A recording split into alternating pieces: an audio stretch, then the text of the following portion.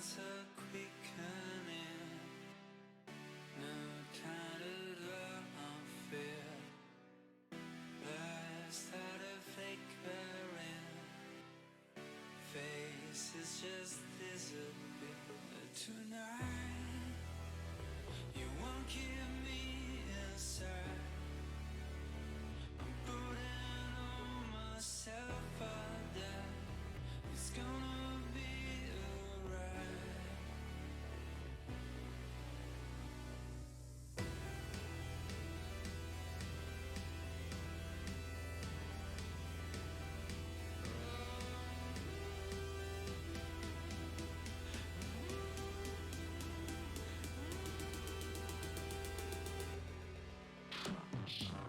The rims fly, the tides collide. I hit the gas and the mood to cry. I'm riding high on the line of fire. I feel the heat and the pressure rise. Tonight, I'm taking the first flight. No going back tonight.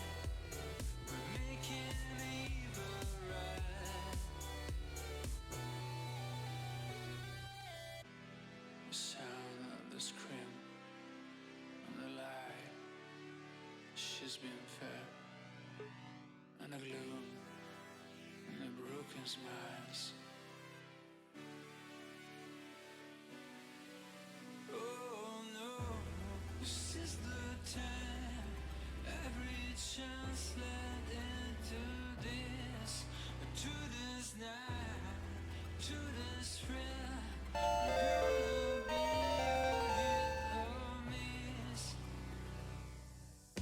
Gonna fight until it's done. Facing up.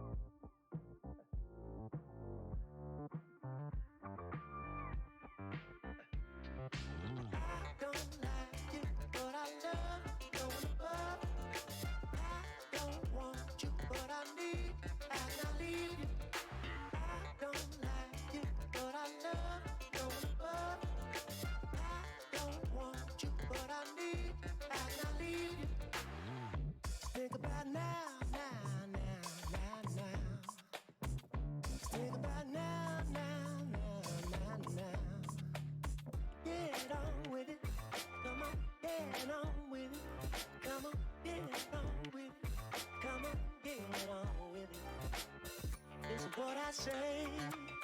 It's what I say. It's what I say. It's what I say. It's what I say. I don't like you, but I love you. I don't want you, but I need. And I leave you. I don't like you, but I love you. I don't want you, but I need. And I leave you. Na, na, na. All I ever need. Na, na, na. All I ever need. Go where you wanna go. Do what you gonna do. Do what you wanna do.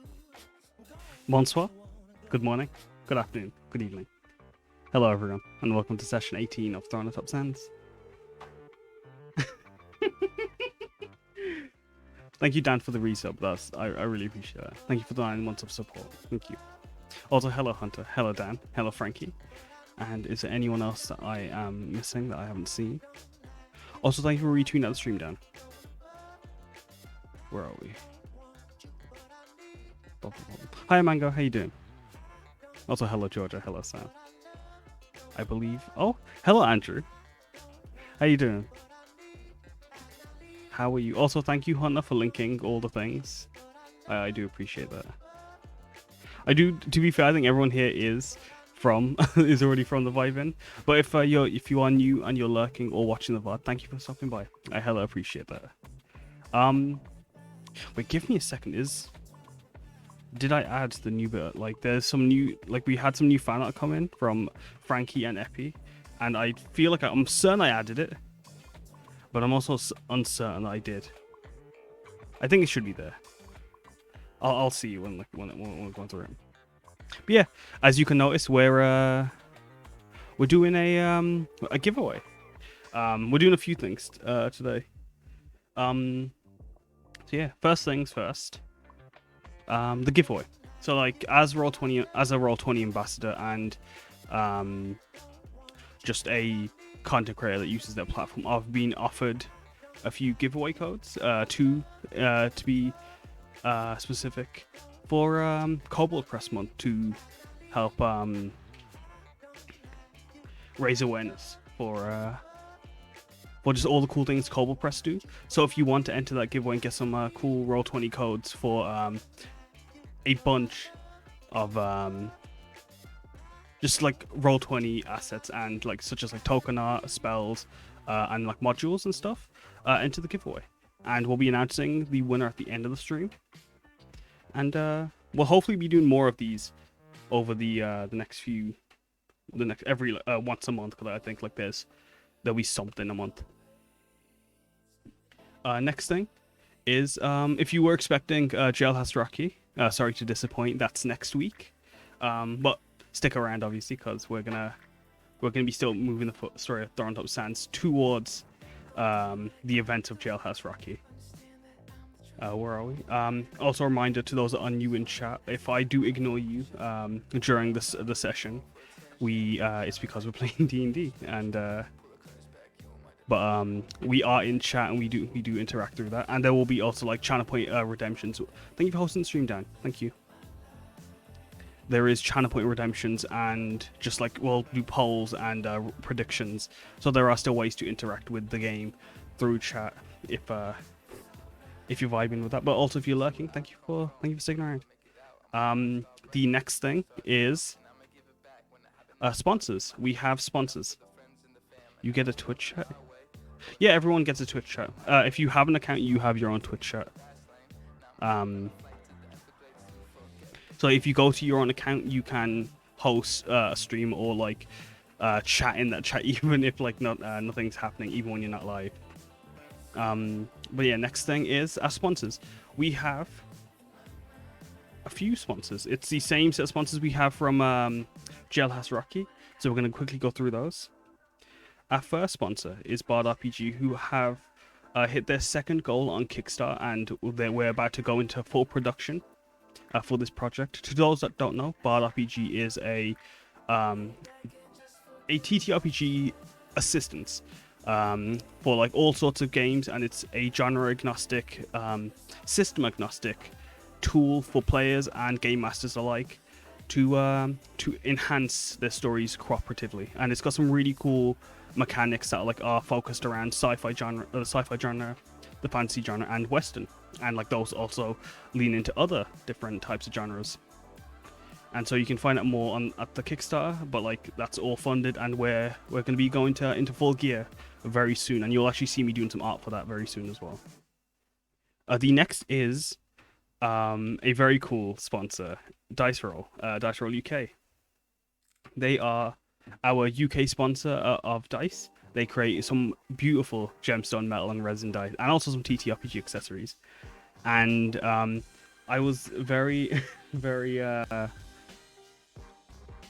what's the word? Generously gifted a set of dice by Sam and Carlos from Dice Roll. Sam East from TAS.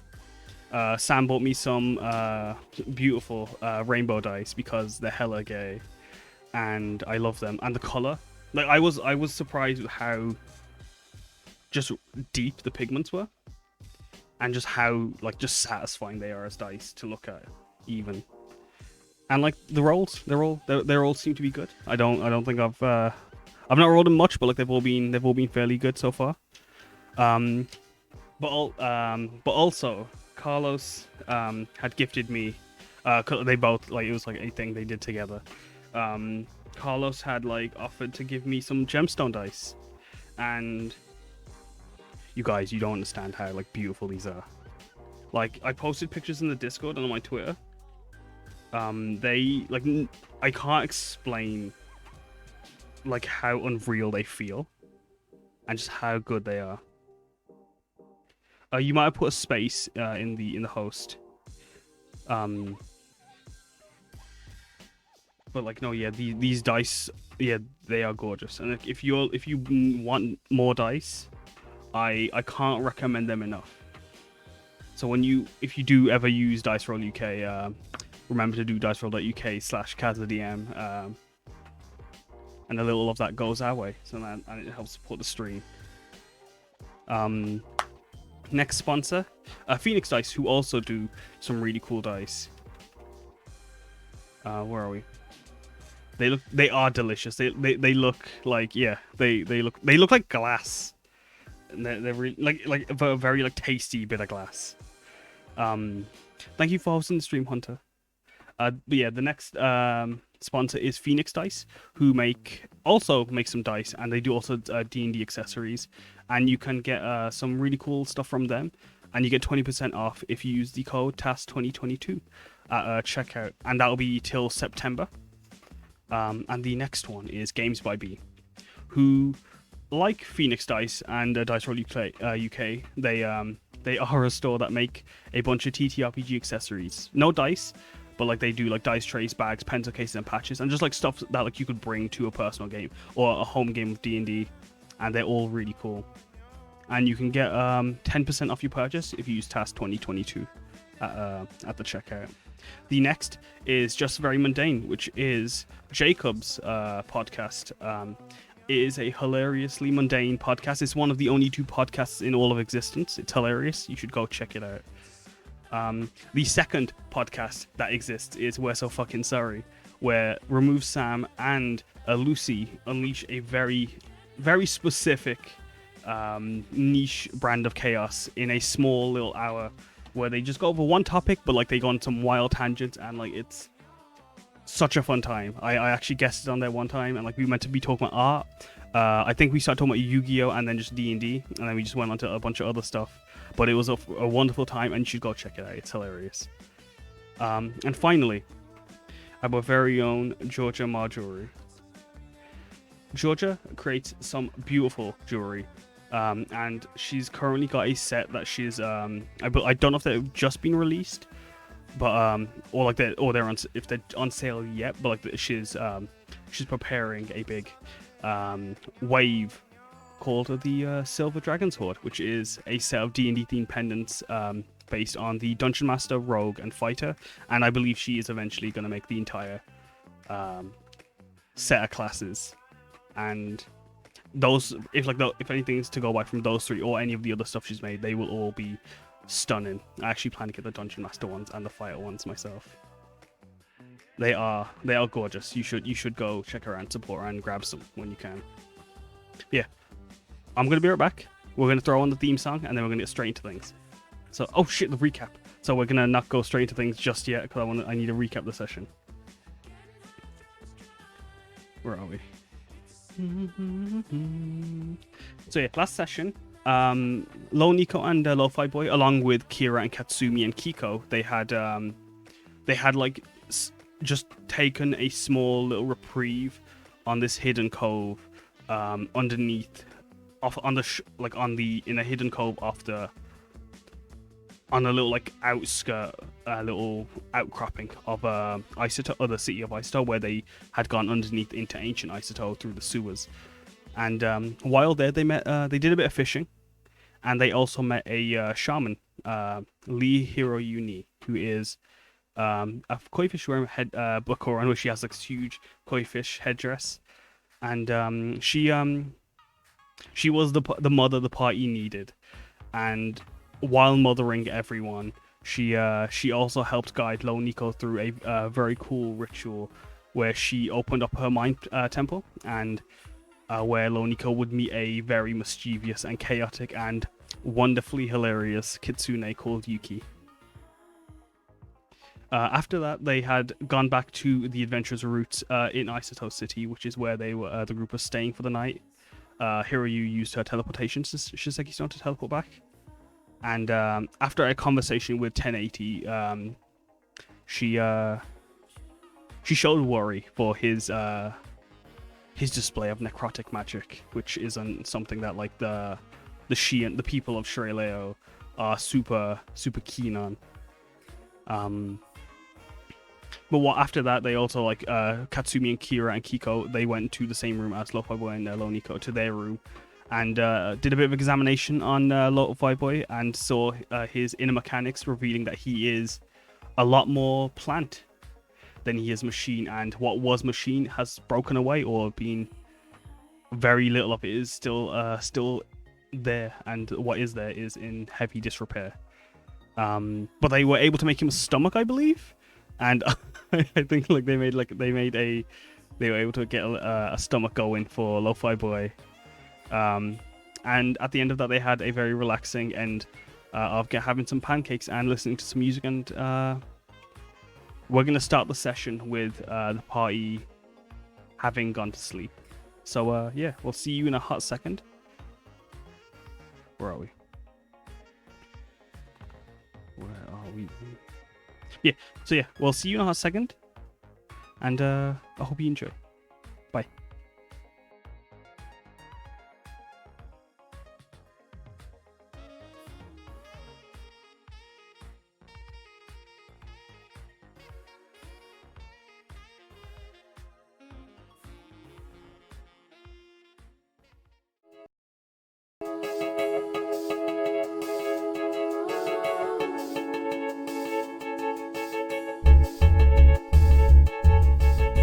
We'll fight together.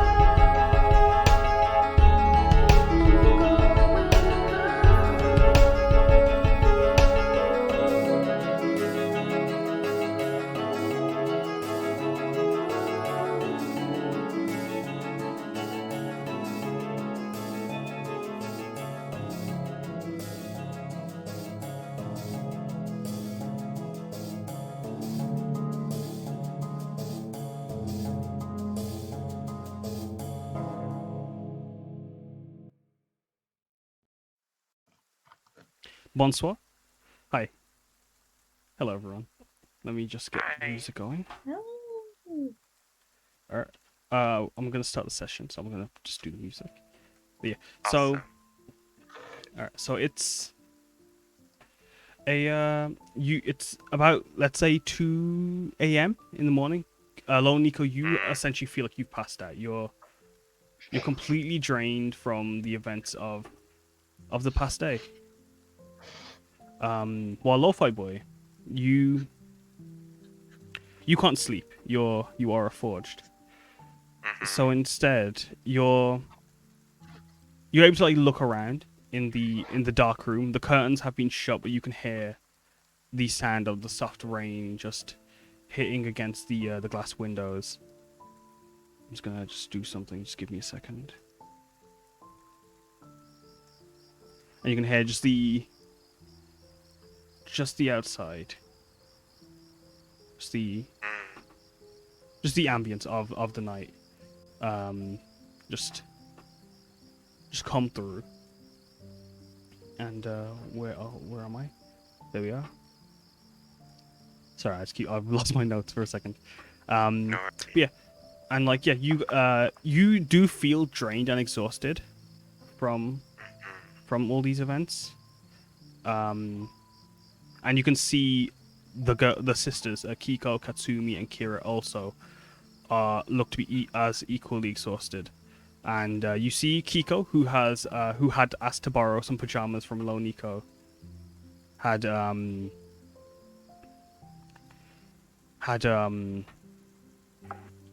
borrowed some pajamas from Lone Nico, and then like basically fallen asleep on her bed over the bed sheets. While Katsumi, you see, she had packed away all the pancakes from the night before, the ones that were unfinished, and you can just see that like she had. You knew that like they had a shower, but they put on the same clothes that they was. They didn't have any spares. Kira prestidigitated their clothes so they were clean, and you can just see Katsumi with her head.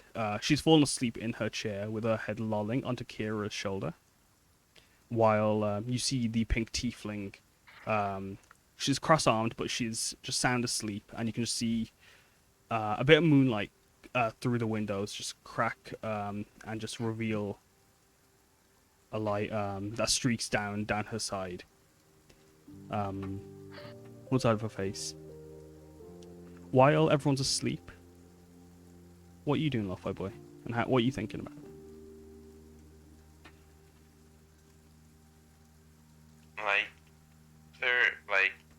I see like the last person kind of like stop moving and seeing everyone's breathing kind of like slow down. I guess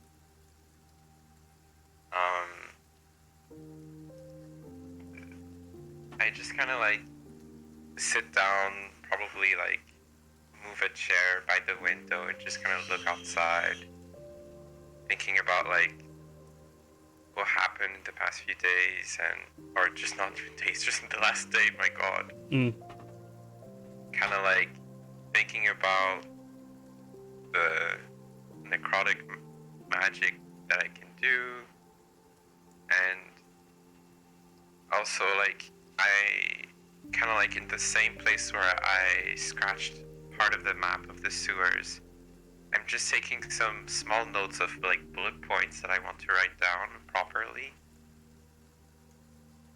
Because there's still part of me that like thinks that like if there's things that like my mind were ever to be rebooted in a weird way, or that there are things I don't want to forget, so some of the bullet points include kind of like just Kira's name with like a question mark but a smile. And Katsume, just a smiley face. Iko as well. Rocky, just a like question mark underline. And Loniko with a heart. Chimera with a heart. Lysera with a heart. Sorry. Go on. The last name or time with the question mark in the heart, and the surviving member of my family with underlined 3 times.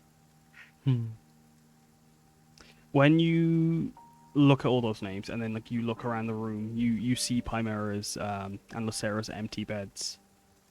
They're neatly prepared, and you can see some of Chimera's stuff still is on her bed. But as like you wander the room, you can see Kira's eye. One of her eyes is open, and she's looking at you. And you can see through like that like bit of light that like streaks through down to the side of her face. You can see her like a yellow eye, like that yellow one eye, a glowing, almost like a cat's eye for a moment, as she just looks at you. Again, if she's awake, I just put my hand on my mouth, kind of like to say shush, but with the other hand, kind of like invite her over. She gives a little nod, and you see you hear the faintest of jingles. Give me a second. You hear the faintest of jingles as she summons a pink crystal hand that looks to be the same size as her normal hand, and you see just like hold Katsumi very gently, but just move her with a bit of force, not forcefully, but like just gently with force and like care, over to her chair, so that like Kira like isn't gonna like what's the word? As she moves Katsumi to the side, and then you see her get up and then bring her chair over to you very quietly. She doesn't say a word though, and she just sits next to you and watches the outside as you guys look down onto the streets of Isoto. You guys are over here, and like if I zoom in, you guys are, where's the adventurous routes? You guys are here. So I'm gonna put Lofa where you just on top of where you guys are. Move the girls. And you guys can just like see out into the streets, and although it's nighttime, it's fairly late in the morning, late in the evening. You can see the street lights are illuminating people that are walking through the streets as the rain lightly falls down onto them. And you can see some of the buildings that like their signage and the neon is very vibrant and just alive. But the you can see a lot of the shops shutters are down, and just the what normally is very heavy traffic through the busy city is almost as it like you'd almost, if you didn't know, if you've never been here before, you would be surprised that this place is even lived in, with how still and calm it feels.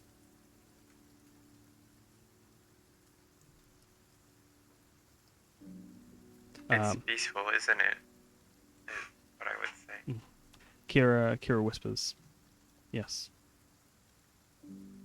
It's very, very peaceful. It's strange even. Considering that it's not going to stay like this.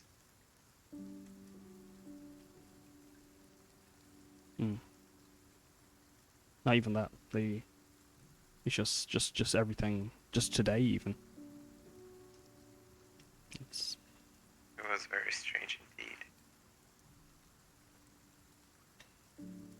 I was so scared. She looks at you. And I can't imagine how I made you feel also with being so stupid. I'm sorry again. You can see that like her eyes still cat-like in that moment, but like you can see they're like a bit they're beginning to start watering. I was scared too. And she goes back to looking out the window.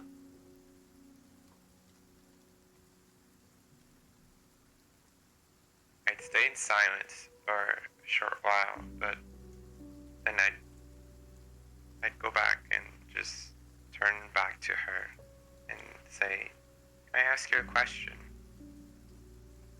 She nods.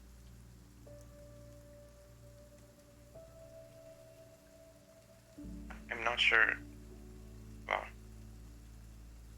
I'm not sure what's the right thing to do in so many ways, but with I just wanted to tell you that, like, I know things are complicated and they're not always as they seem, but when you look at how peaceful things are, when you let them be, I just feel like there's some beauty to it that I don't want you to overlook.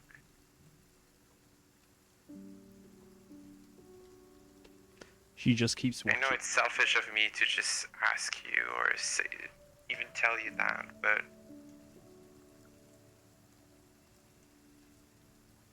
with how much you love your sisters and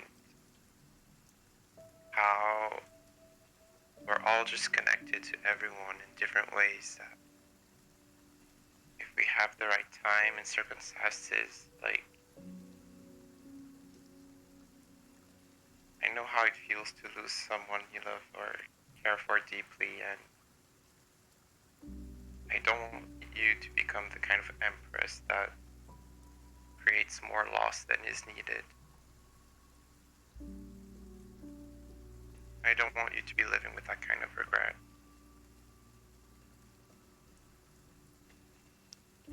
I don't want to be the Empress. I don't want what is expected of me. And it's not fair.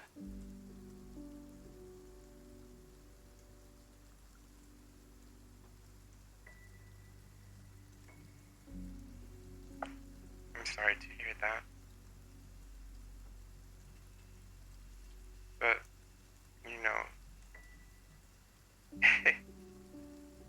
if we've learned anything today, it's that, you know, sometimes even if things seem very bleak, when we work together, we can make it out of it, right? So maybe there's something that you can't see by yourself, that you're not meant to be able to see by yourself.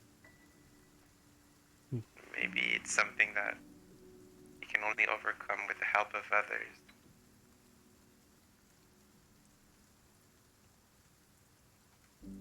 That's why we stick Sorry. together.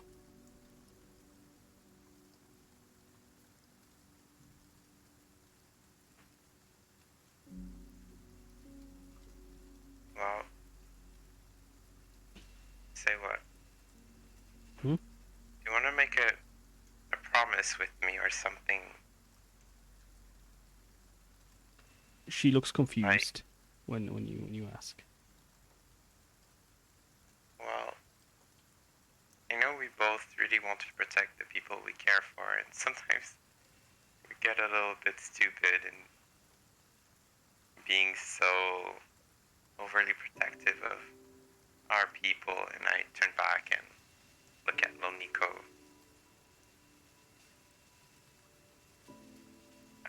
I guess, I don't know. I feel like if we had listened to each other a bit better, we could have avoided some of the more difficult times we had together, don't you think? That's why we have Katsumi. And people like Loniko.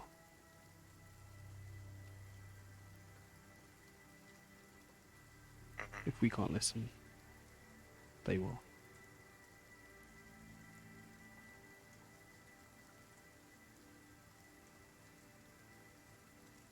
Yes. And I kind of look out the window.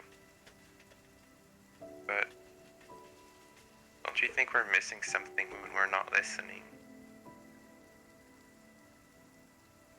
What if we do something that, like, listening can't fix?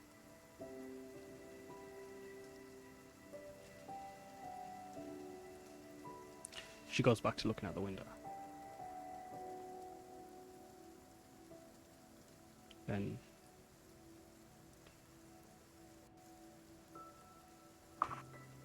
we do something.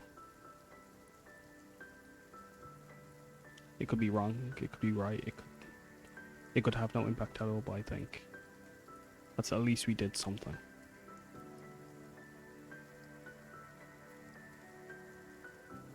I kind of smile and I agree.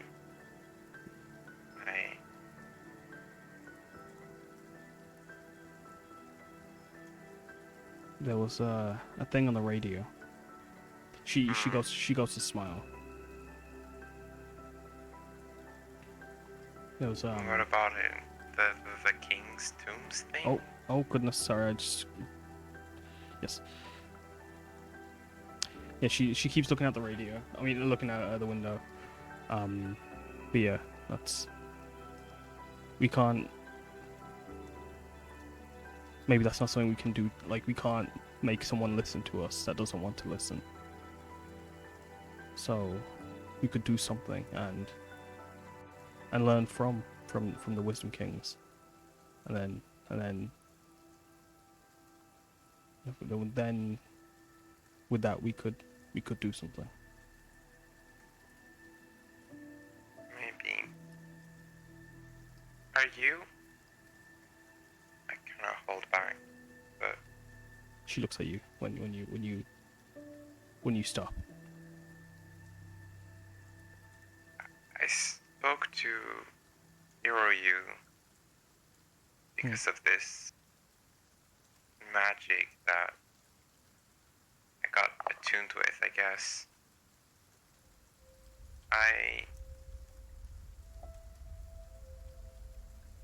She said that, like, necrotic magic was evil. She goes to look said that, back like- at the window, sad when you say that. And I don't like to believe that, like, it's not how I intended to learn this thing that I learned. It's just... And then the guard... You said that they were protecting you. Can't help but think...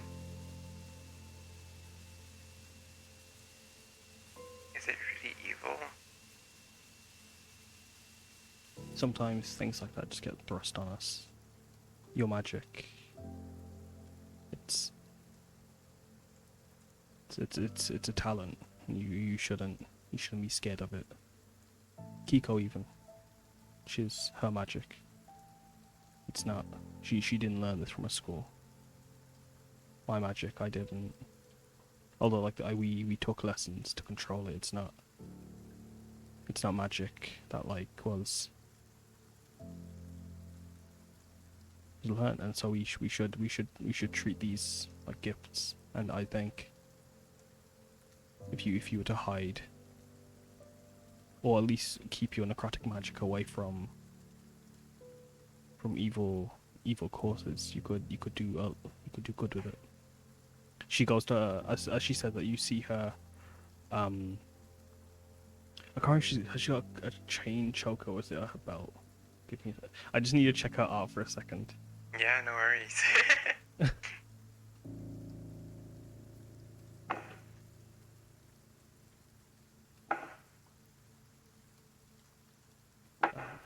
Sorry.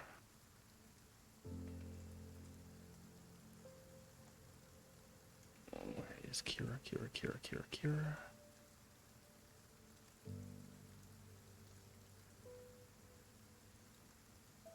Yeah, she does, yeah. So you see her just like playing with the crystal chain on her neck, and you see every now and then she jingles it and she just like picks at it.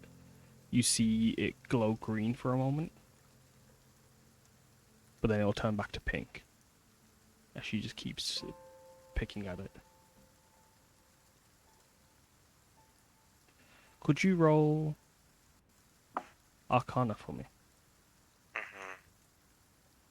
My thoughts immediately when you said that is that her necklace or jewelry also glowed green against the basket hang.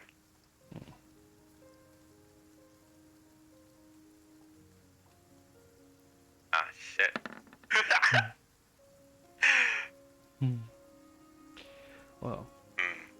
so when she's picking at it and you're just feeling the magical link, you you don't feel any specific thing other than just like the magic behind it is extremely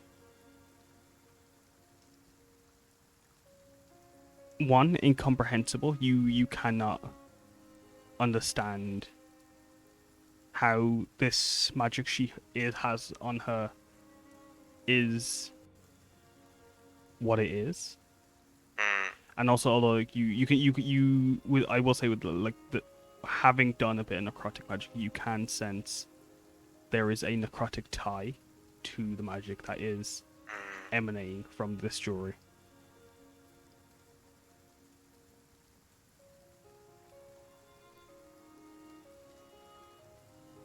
Hey, Kira. Hmm? You know, maybe with you not wanting to become the next Empress makes you the best candidate. No. She just says Why outright not? very fast.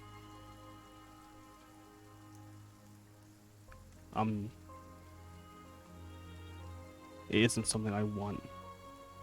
And even if it makes me the most optimal person for the role, I won't care to do it. What is it about it that is so against you?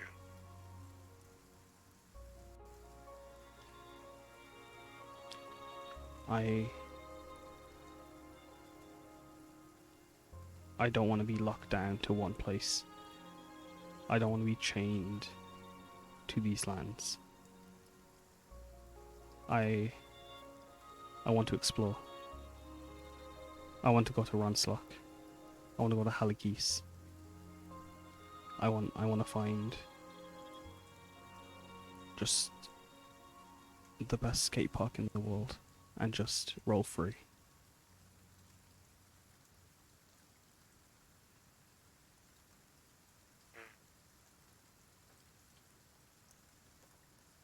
I mean, if you have good friends, I do. I mean, if you're Empress, wouldn't you be able to decide for yourself that you can go and explore a bit?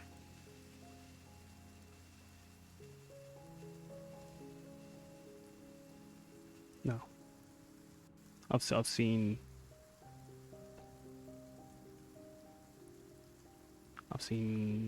what the task asks of you.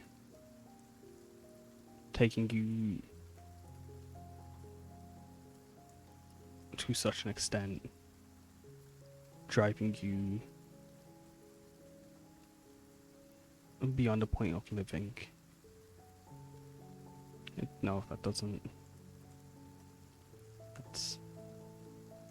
That's not something I want. It's something I won't have.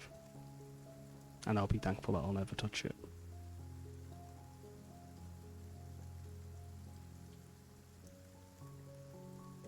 Is it requiring you to sacrifice yourself? No. Okay, good. I got scared for a second there.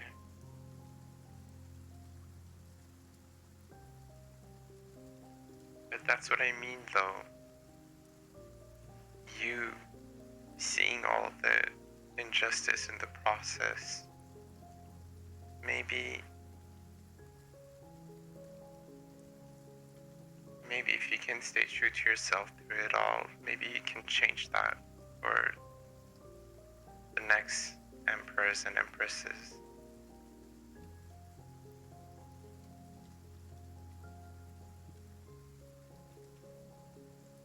She just puts her hands in. She just goes to like lean forward and holds her head as she looks out the window.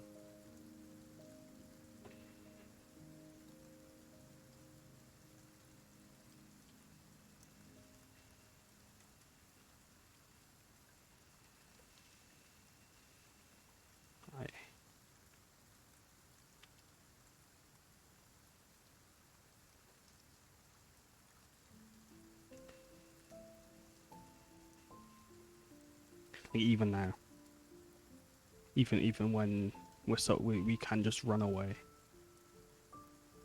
The hag isn't watching us.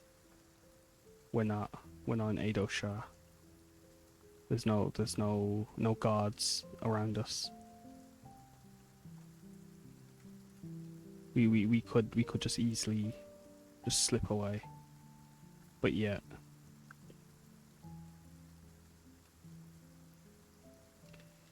I want to do something.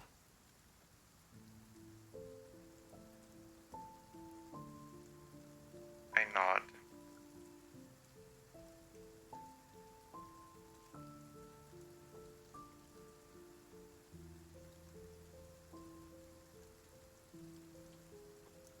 What about you and your family? Top nodding. She smiles.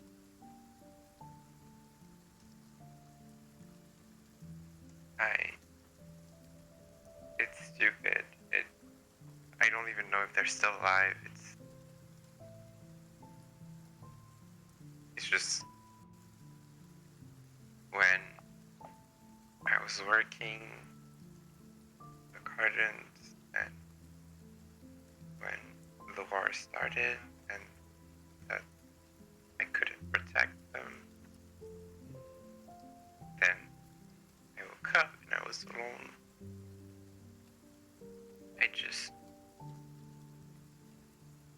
I just wanted to find the last person that could just speak to, tell them I'm sorry that I couldn't protect them, their family, because it's just something I want to move past that. I don't want to hold a grudge for stupid war. I don't want to look for revenge.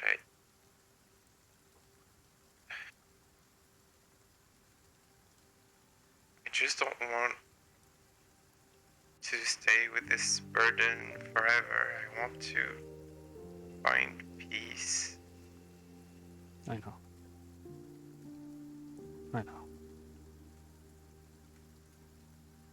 And I see you being like stuck with your stupid empress.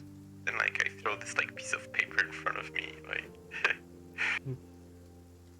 Before it hits the ground, Kira goes to catch it with a crystalline mage hand before it hits the ground and makes any noise.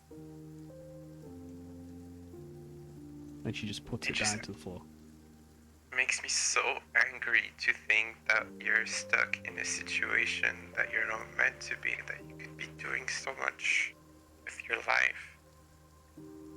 They put a lot of fate on you when you're born. Look at Kiko.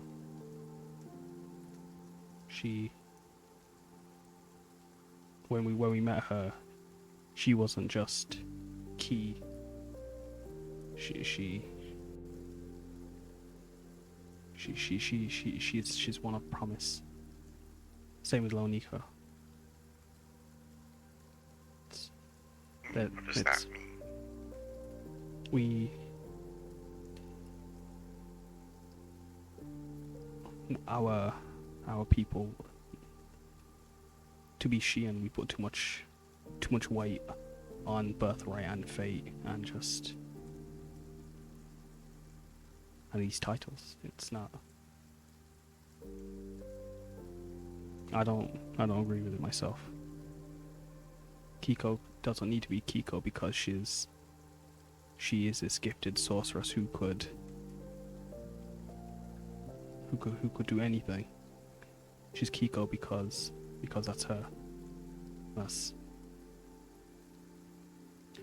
She is a person. She shouldn't be she shouldn't have this promising future because fate has said that she will be the most amazing sorceress ever born, or Nika will be this amazing musician. They should just be known to be amazing and have these bright futures because they are them, and they bring so much joy and We brightness. should.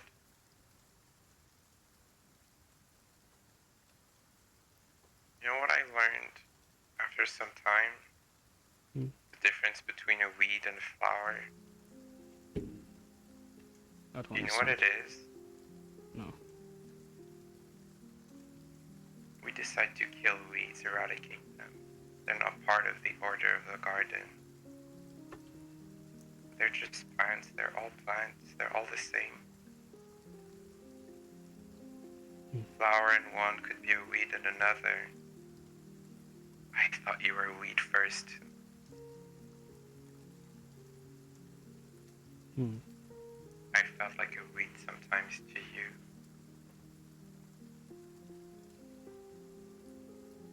I agree that like titles and fate being based on what the garden should be. I don't want that. I think people deserve to grow and bloom to become the best versions of themselves to whatever they can be. Hmm.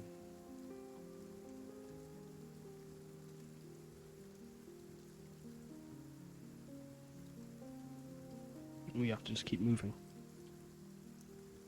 I do. Will you go see the survivor of your family? I'll try. Good. Keep moving. I think you should try. Like even if you didn't come and appear in the sewers or in the ruins, we would have still searched for Kiko. We would have still fought for her.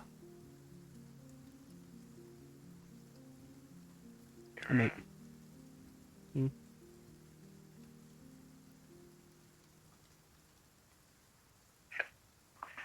I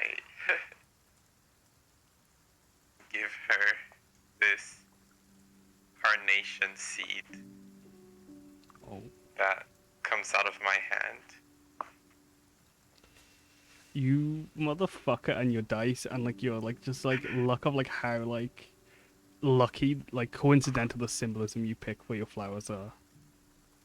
You Could you bastard. explain to me a bit what the symbolism of a carnation flower? Mm-hmm. It's regarding. It's like I think it refers to like the flower of royalty, or like it's the emperor flower or something like that, or the king of flowers. It's referred to as, and so like, I think it's very funny that like you're giving this to her. Let me just Google just make sure. I'm pretty sure it is that though. I think so as well.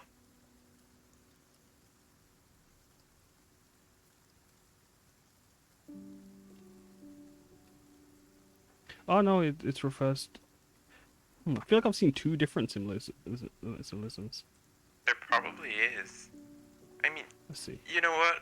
And surely it can be that.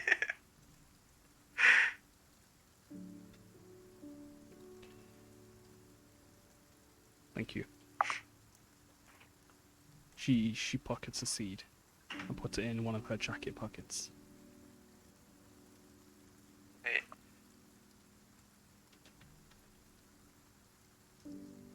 I don't want you to think that you have to do all of this alone with your sisters. I know it's presumptuous of me to just offer my help, but once I'm done and also find Rocky, Hmm.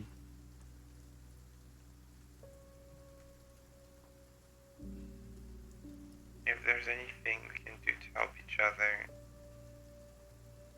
grow to become the free creatures we deserve to be,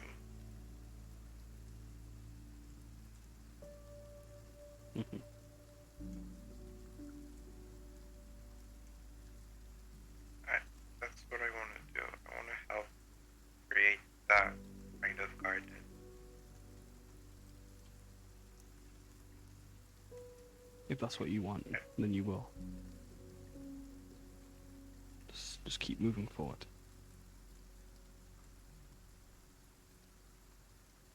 It's the cycle. And like as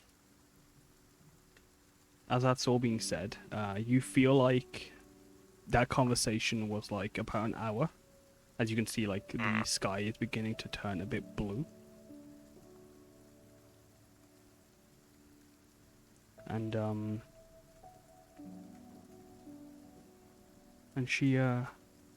she looks like she's like not falling asleep as like you're talking, but like she's trying to keep her head up as like she's looking out the window.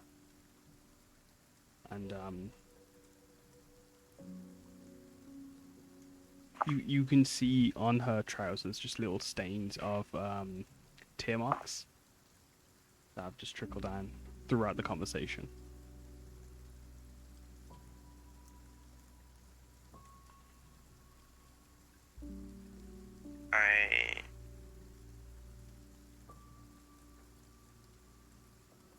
I would just kind of like, if I have a tissue or something, I just give it to her. There is. As you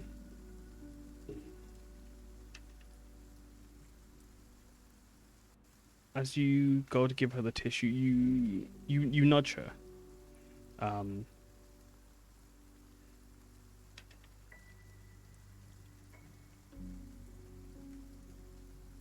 And when you nudge her, you see she sways as she has fallen asleep from exhaustion. And like, but you do see like the tears are like wet on her face. Like there's like one that does streak down in and glistens in the moonlight for a moment. But the rest of her face is like not like is like the tear stains are drying. That have been running down her face. Like, did she just like, is she's like standing up or did she fall into bed? She sat down next to you. Oh, okay, I see. Then I guess I'd wipe off the tear myself and try to carry her to bed next to Katsumi. They don't have a bed. They've been sleeping in their chairs. What? I can't believe. They have. I thought they... That's Chimera's and Lacera's bed. Those are the only other two beds in the room. What about Rocky's bed? I don't think you got a bed for Rocky, did you? No, we wouldn't have. You're right. You might have. If you did, then like there is a fifth bed, but that's also untouched. Yeah, that one would have been completely untouched. If she's just like sitting next to me and everything, I would then put her in that bed. And after just like putting a blanket over her, walking silently back and just sitting next to the window. Maybe not looking out the window the same way. Like trying to appreciate just what's here and now and not to think too much. Until they would eventually wake up. Actually, you know what? After a while, I'd go back to the bullet points I made. And I'd change Keiko and Katsumi and Kira's notes to having a heart next to them.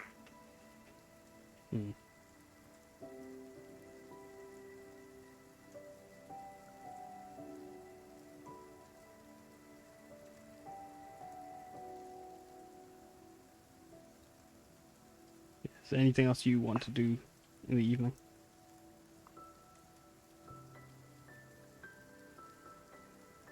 I mean,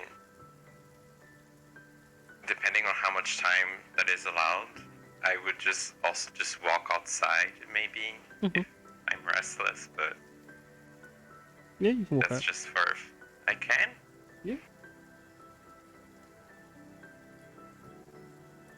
And I do that and just kind of like aimlessly walk, kind of like, ooh,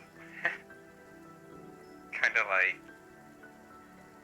like I used to do when I woke up and before meeting Loniko, Nasera, and Chimera and Rocky. I was walking towards Kasakawa, not eating, not speaking to anyone, not doing anything, but the difference here is that there's more purpose to this walk where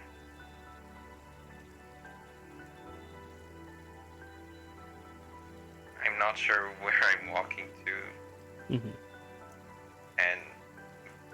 but I know that like it'll lead me to somewhere that has more than just this survivor remaining, that there's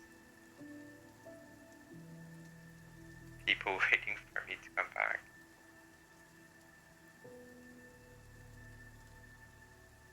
Mm-hmm. That there's Rocky waiting to Mm-hmm. be found, I guess.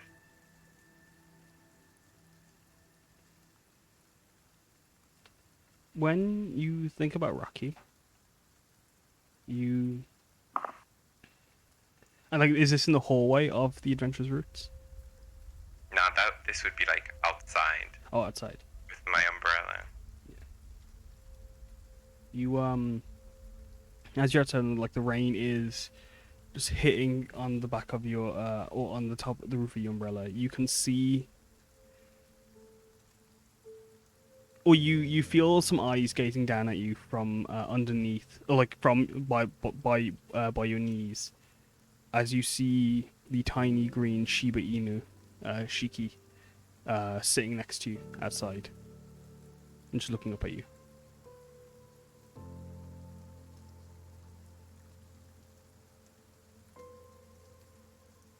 I guess I just kneel down, try to pat it. Sorry. When you go to pat her, you notice she's not wet,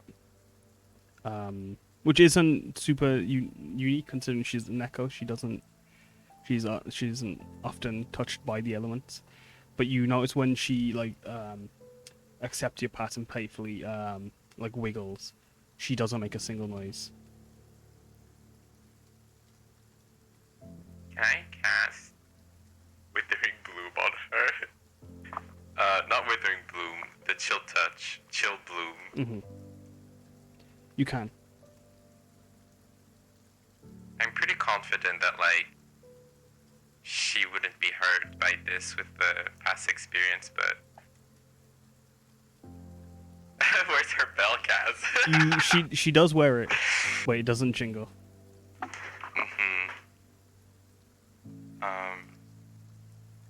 When I would Shiki say, like, wiggles, she jingles.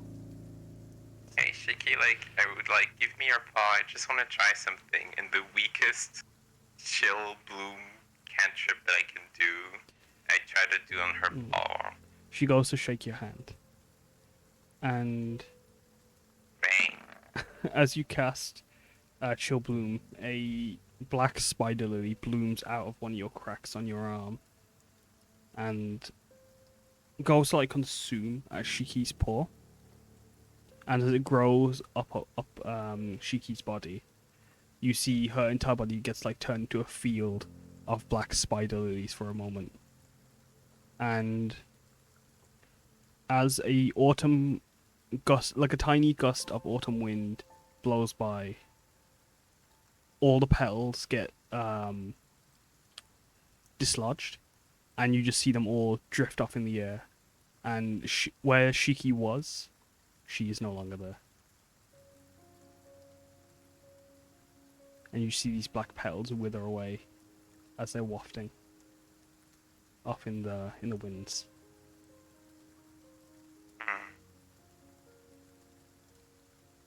I would have been staring into her eyes as she would have been disappearing.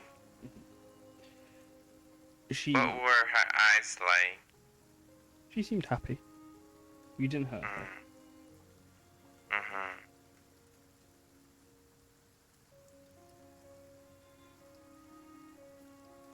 If doesn't mean anything, but in whichever way the leaves would have blown, I would have started walking that direction.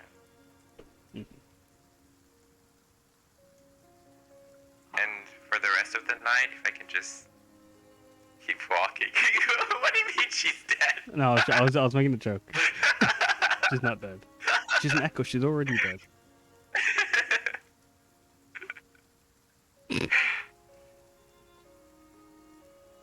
But yeah, just whatever, walking the rest of the night. Anywhere specific you want to go? Kasakawa.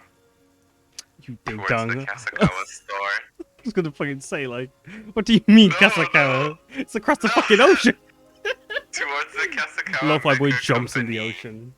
No. No, I'd walk towards the mech company. Let's see.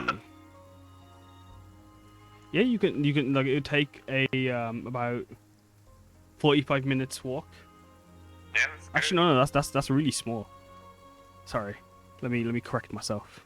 I think last time it took like about that to Like- walk towards the Yeah, center. yeah, exactly. Yeah, it's like oh fucking hell, that's wrong.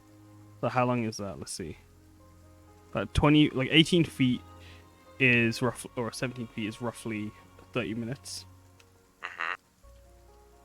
You'd be going. Are you taking the main road towards the company? Or Yeah. the alright.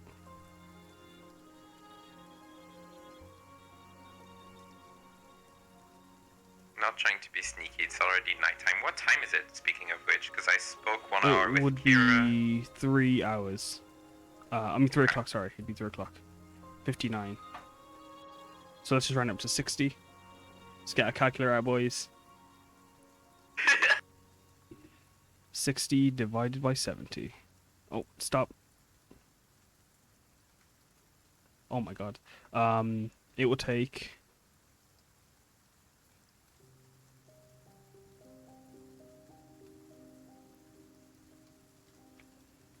It will take about 2 hours. It's a 2 hours walk. At a fairly fast pace. And like as you're walking through the streets, when you do look, you can see down the various alleyways. You can see the eyes of you know they are yokais with the way they jitter and wander and stare at you, but like they scatter when they see you come. When you can see them through, like you can barely see them through the shadows, but like when they are there, they scatter. And like in the streets, there's a few people just walking. Some people like they look to be like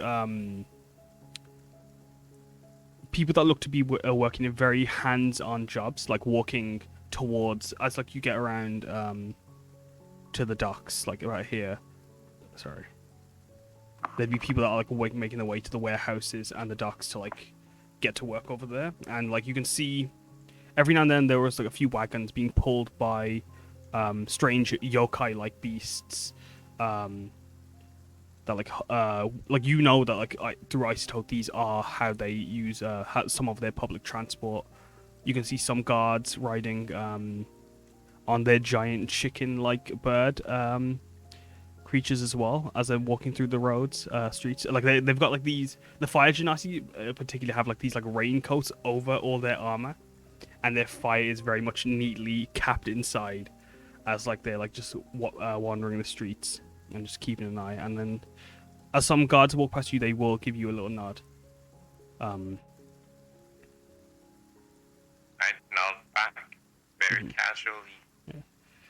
You recognize, yeah, like the armor they're wearing is the Haydn armor, with the red stripes and the markings, and like, and they're just on their rounds.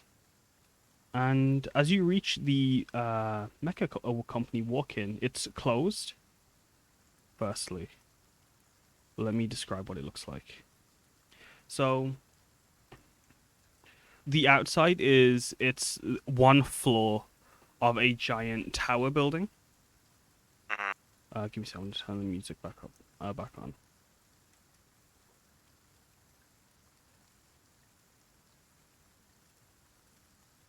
Where is the music?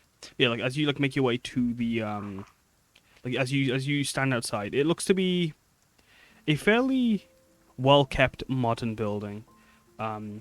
With like there's two plants outside in front of like a door, and like there's a sign with that has the words closed on it, and like the shutters are down, and you can see this neon sign, Kasakawa Mecha Company walk in. It is off. And you But yeah, and like you can see there's a sign on the outside, like one of those like fold out signs. And it just like goes over like just talking about like the announcement of a new wave of models that are soon to be announced.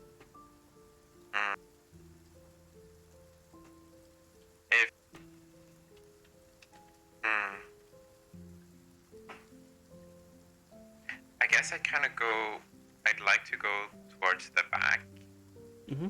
and see if it becomes more of like a warehouse kind of thing. Yeah, it's a fairly big building. Like as you walk around, you can see there's an alleyway that like you assume is still part of the building. You can see there's some vents and piping that like go in to the main building, and you can see on the outside in these giant like waste bins and like skips, you can see boxes for the Kasaka Mecha Company and just various bits of products within. But like just like the boxes for them at least. Like out in the rain or Inside these skips, like they're like thrown away. This is waste. Oh really? Actually, I'm an old model, so this could actually be cool. Can I search if there's anything in there? Yeah, sure. Roll investigation. What are you looking for specifically?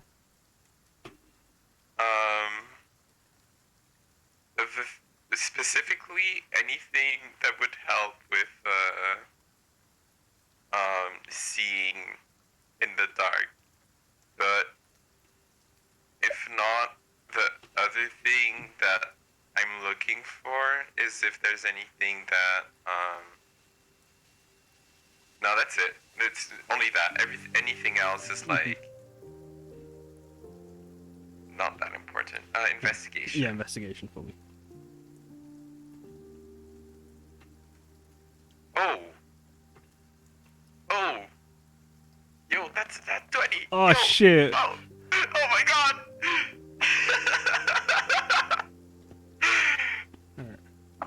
So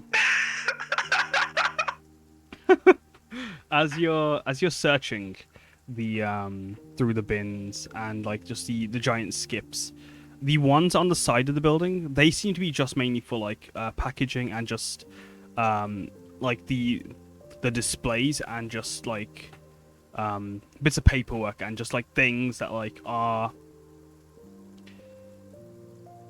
just general waste essentially.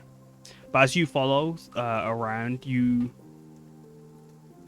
are able to get into this like little like what looks like to be like at the back of the walk-in building. There is a like there's signage for like the warehouse that like is also within the building, and you can see outside there is a larger there is a larger skip that is kind of like chained off and like walled off, but you're able to kind of like clamber up it and like just like you're able to like lift it up just enough to like pull yourself in. And like as you're searching within, although you can't find anything that's fairly decent quality, you do find a wide selection of a wide selection of parts that does include one light bulb eye lens. and various other just bits and bobs.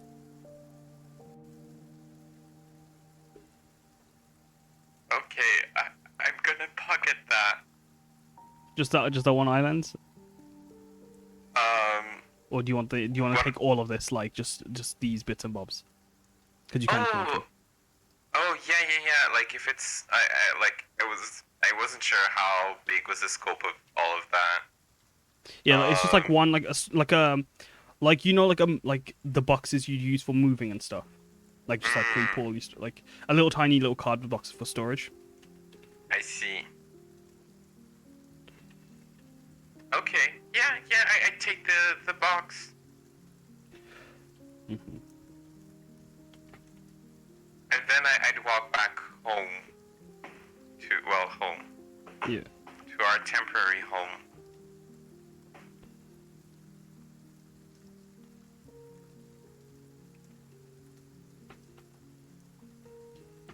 Mm-hmm.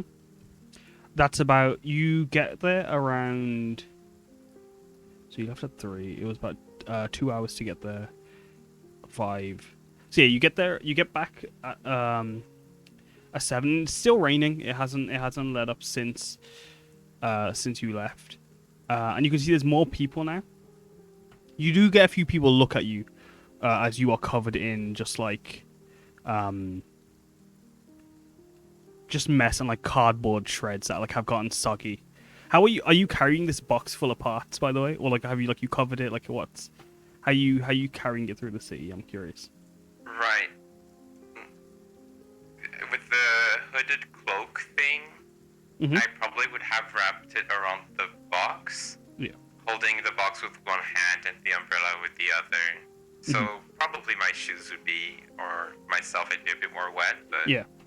All right. Yeah. So yeah, you are drenched. You're covered in cardboard shreds and just like wires and stuff and just debris, and you're as you reach back to the adventurers route, you can see the cardboard has gotten like soggy, and like the integrity of it is very much like within questioning. Like the bottom of it will cave in within moments. Your cloak that you like wrapped it in has also been drenched by the rain, but like you were able to like keep it intact as you made your way. And like yeah, you saw like people walking through the streets, and a lot more. It became a lot busier as like the daytime, as the sun was just creeping up, and like shining through the very few clouds that were in, or not the very few, like shining through the very few gaps of the sky that weren't covered by grey clouds. Oh, soggy boy.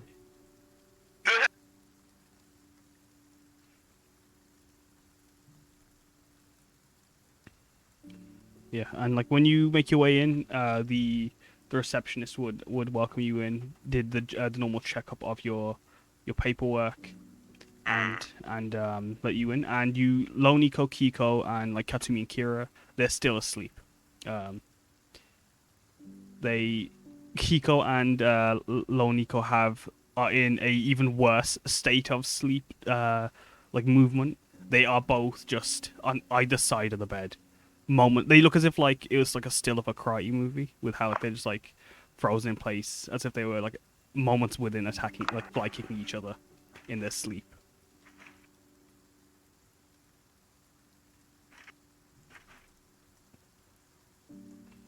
Cool.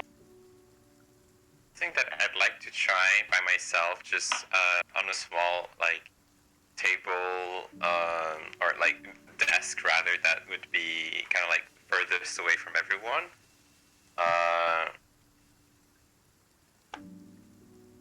Would be to just kind of like try to cast Druidcraft on myself and speak to my plants also.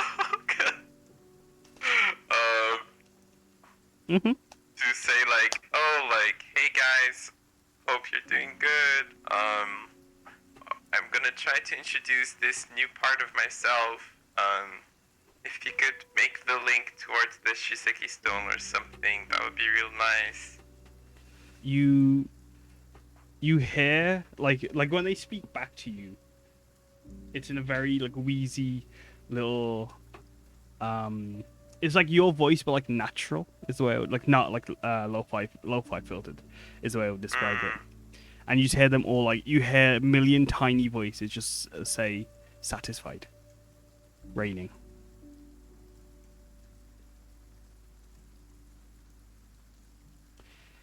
And so like tell me what exactly you're trying to do here. Like, are you taking out your eyeball and swapping it with this new one? Yeah, tried in the very planty area.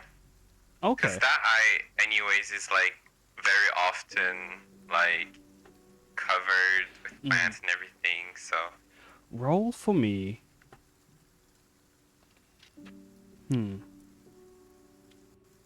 Huh. Roll for me. I can do multiple rolls if you want. Yeah, roll Arcana, Nature, and then Intelligence. Nature, intelligence.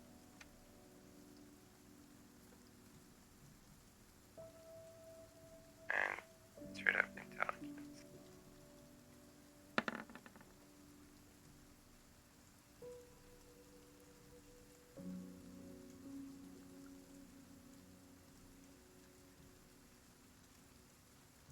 And I'm also casting Druidcraft.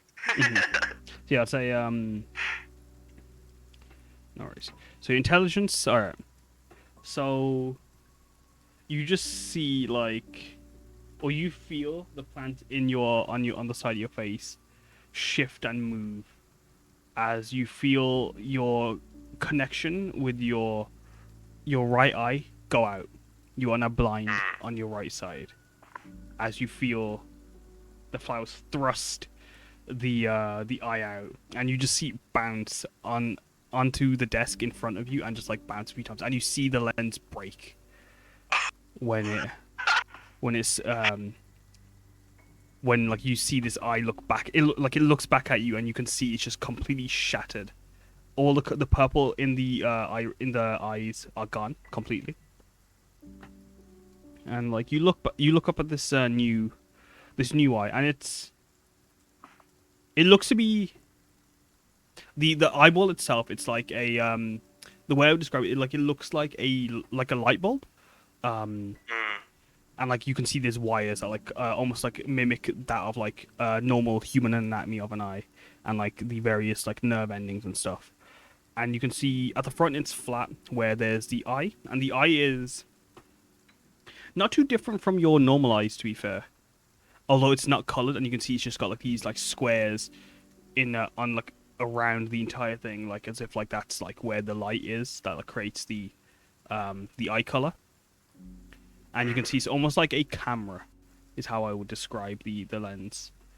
And like it's like, so it's just that, and like that slots into the eye socket that you have. And your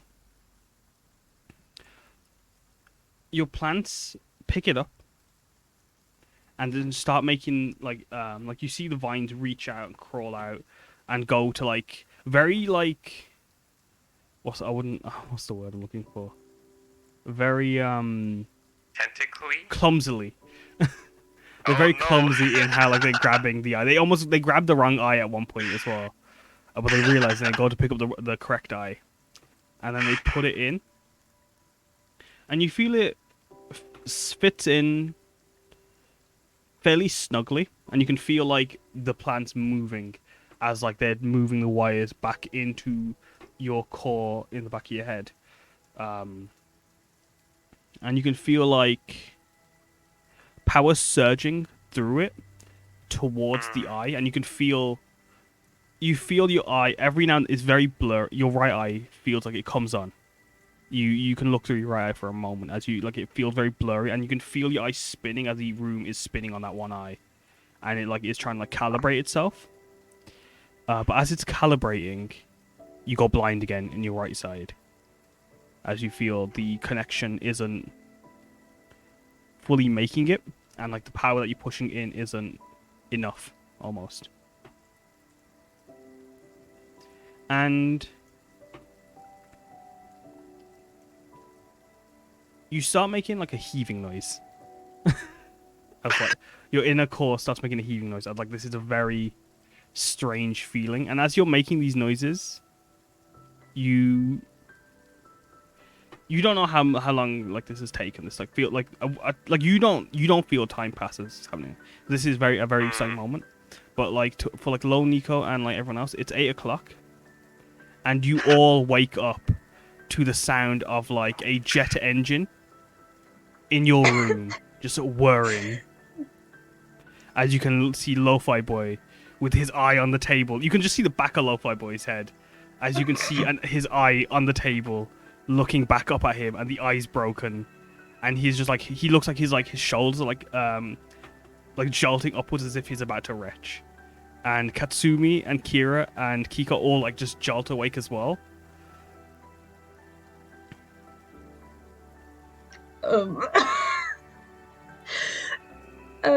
Just jump like out of bed and just run over to him. Like, Lo-Fi Boy, are you okay? What's going on? Oh, you're awake. Oh, I'm really dizzy. Oh, wait, stop moving, Loniko. Why did you cast mirror image? I haven't got Akira shocked emote, so she looks fairly annoyed. But she is also as shocked awake. She's in like a fight reaction state of mind. Katsumi's kind of in shock, and she's seeing what you're in a very weird situation with your eye. She's rushed over to you. Loniko, you can see his right eye isn't on, and it looks very different to his normal eye. And like you can just see like it's completely grey. Like it's there like is like this like you know like how camera lenses like spin and like they're shuttered. That's what it looks like. And Lo-Fi Boy, like you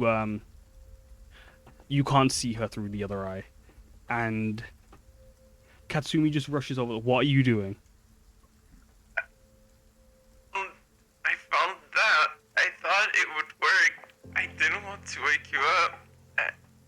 Where did you find it? In a box. Where? I walked.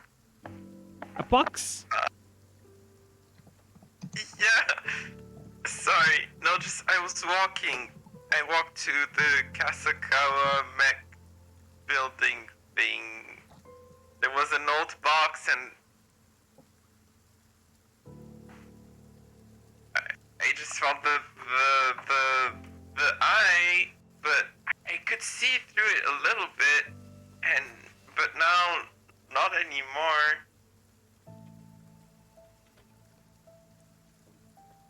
It's just oof. Yeah. Katsumi, I don't know if you can help a little bit. She's already pulled out her like screwdrivers and her gear. All right, put your head down. Okay. And I guess I put my head like on the desk. you see. Just face palms. Just freaking headbutts the desk. Is Loniko face palming? Did you say? No. No worries. As like you are just. Sorry, go on. She's just got like extreme bed hair and is just trying to blink the sleep out of her eyes and wake up and try to understand what's going on because Lo-Fi's eye is on the table.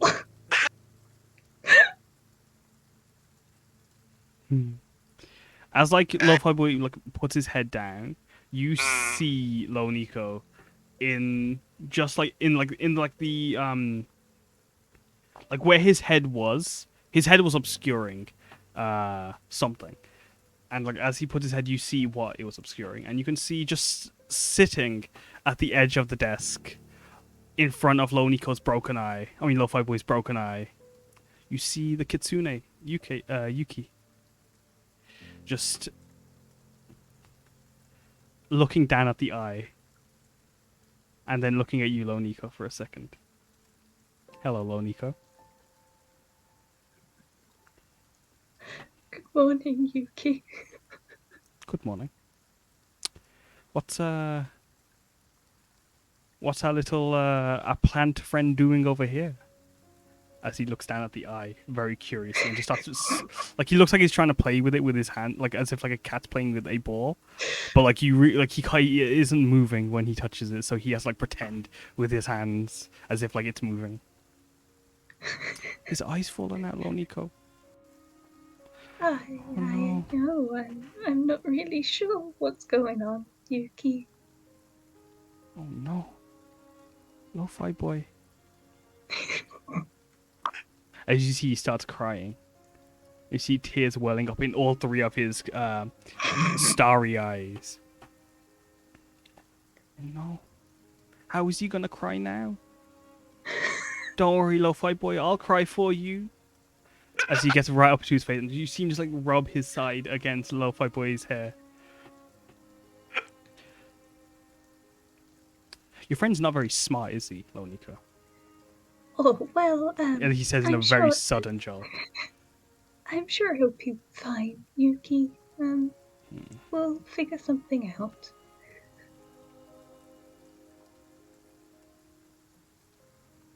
Lo-Fi boy, what do you mean you found this? An eye for an eye, I think he means. He smiles as he looks at Lonika when he says that. Well, he doesn't actually have a mouth. He just like you see his eyes look very happy when he says that. And then you see him like Believe you can. Oh my god. he peters away like fire as soon as like that happens. Lois almost trying not to laugh. He just come to just chat shit and leave. But yeah, Katsumi is. Kiko also has very messy bed hair. Her hair is like in her mouth. She sleeps with her hair tied down. So it's very long considering. Kira's hair is always like tied in two bunches, and Katsumi doesn't need to tie her hair. But like as like Lo-Fi boys put his head down, and like they give you a moment, Nico, because they assume you're talking to a spirit in that moment. So they just let you do your business, as Katsumi's just getting her tools ready. And yeah, to answer your question, Nico, I just figured since I'm not a new model of Kasukawa, it looked like there was a box full of like older pieces, and I don't know. I saw Shiki also. I don't know. You know, like, I never had that, but like, when you just do things without thinking and then you end up in weird situations. You found it in a bin? No, in a box. In a But, bin. I mean, yeah. I guess, and then you see like all the trash that's like actually on my clothes and everything, like. She's like even more so like trying not to laugh because it's just such a ridiculous situation and she's just woken up that she's just like she's like I'm no expert on Forge Lo-Fi boy, but I'm not sure you should be trying to attach parts to you that you find in not bins. You shouldn't go not dumpster diving. Lo-Fi boy, Katsumi says as you feel the screws in your head get loosened. Especially because your eye seems to be broken now. What happens if this eye doesn't work, Lo-Fi boy? Well, if it doesn't work, and then I look at Kira, I know that sometimes you just have to do things, right? And see if it works out.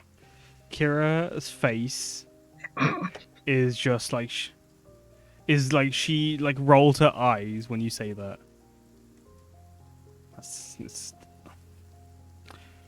She just face palms. She can't like she can't think of the word. This wasn't what I meant. I'm not sure dumpster diving for replacement body parts is exactly what that should cover, though. Kiko is just laughing when she sees Loniko. It's about to laugh. I mean, time, like he makes the home out of trash. Maybe I can make an eye out of it. I don't know. Look, it's already too late. If I'm blind on one side, I guess I'll have the other side I can try out another time as well. Katsumi, Wait. Loniko, you look at Katsumi for a second, and you just see her expression. It's just like wait. she rolls her I eyes. could try with another eye. It's just maybe the other eye, but I didn't think I wouldn't do that. When you feel Katsumi's hands in the back of your head, it's not forceful, but you can tell like she's not she's not being careful when she's like just moving things. I've got to find the wire. Okay, I got it. I'm not gonna try. Okay. I'm good. I won't be stupid that way again. I promise. All right, now hold still, okay?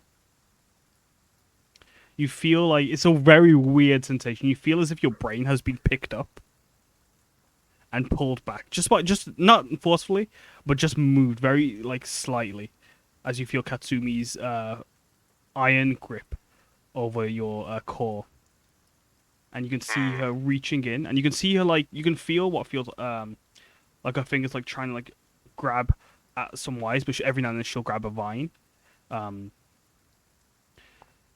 But she does end up getting one of the wires, and then she's like, "All right, give me a minute."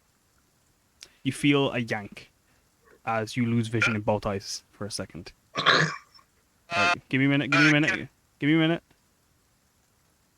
It's hard, like I can't exactly see what I'm doing right now. And she. Yeah, well, me neither, huh?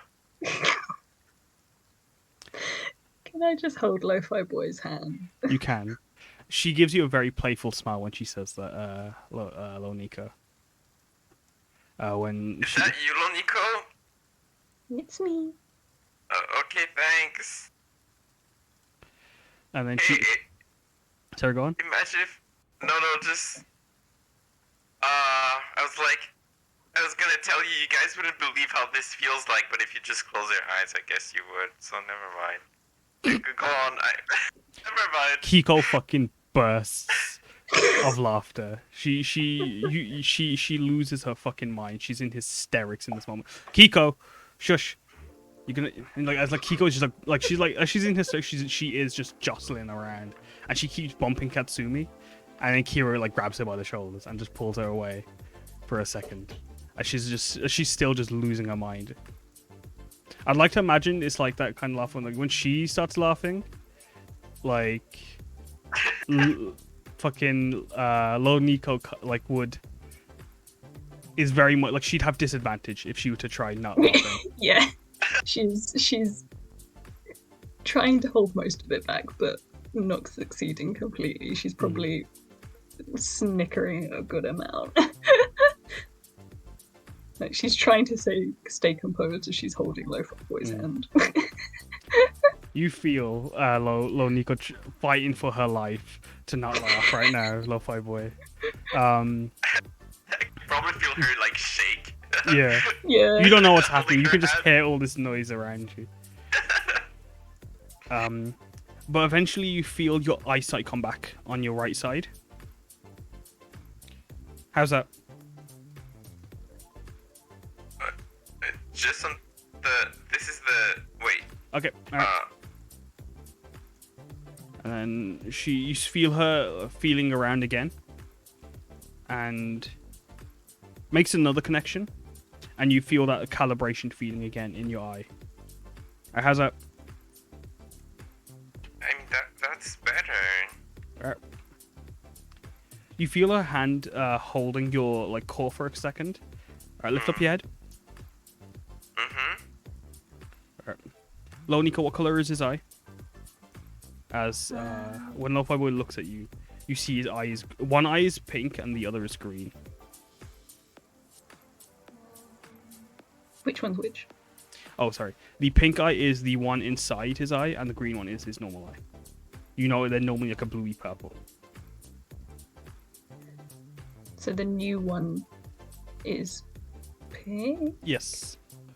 Yes. and it looks very different to his normal eye. It's the the iris is wider by just like a bit, and like there's like squares, and like every now and then you see it kind of like shift in and out as if it's like dilating.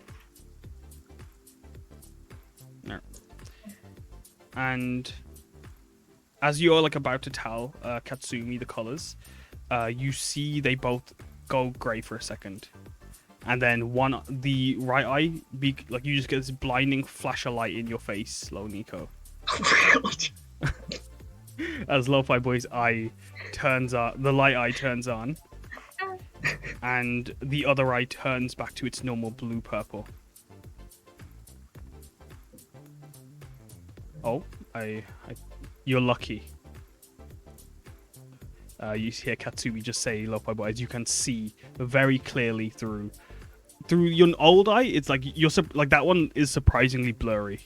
Almost as if like you like that was like on like a very low setting. Like you were looking through like 1080p on that eye. The other eye's in 4K. Is what it feels like. He's got an upgrade on one side. Yeah. Man's lopsided. Oh, whoa! Whoa! As like the light turns on as well, Katsumi turns Lo-Fi Boy's head, so the flash is on the wall now. So like Lo Nico isn't blinded.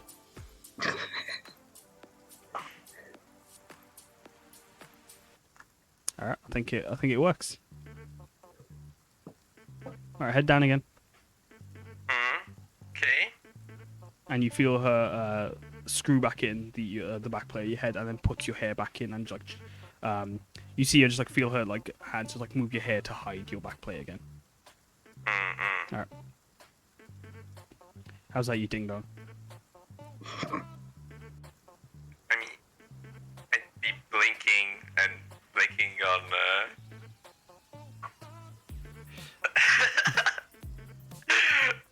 As like blinking your with the plants and like blinking with just the other side. I guess, like you told me, like the new one is like 4K, right? Yeah, it takes a very long time for you to adjust, but like as like you're like playing with it, you feel like you almost like are able to instinctively turn the eye light off and on, and you now have inspiration, Lo-Fi Boy. Thank you. Give me some. As you're shining a light, there's a very tiny little give me a second. The spirit of my dead eye. I was gonna say the thermostat, to be fair. I think that's funnier. Yeah, you see this tiny little spirit waft. Lo Nico, you see this tiny spirit just like crawl out of the cracks of Lo-Fi Boy's eye. And then you see just like it's like a big eyeball of a spirit. Oh, that's very small. And it's purple. And it just like wafts its way towards Lo-Fi Boy's eye. And you see just like throw itself into his eye. And Lo-Fi Boy, you feel your eyesight kind of improve again. And Why return did you back abandon me? And you now have inspiration. Thank you, Frankie.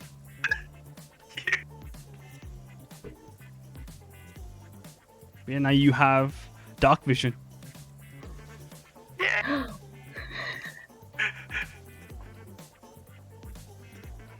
Oh no, Sam, I'm not making two emojis for you. I'm not making a self emoji with your eyes. Okay. I can't. What color is the light?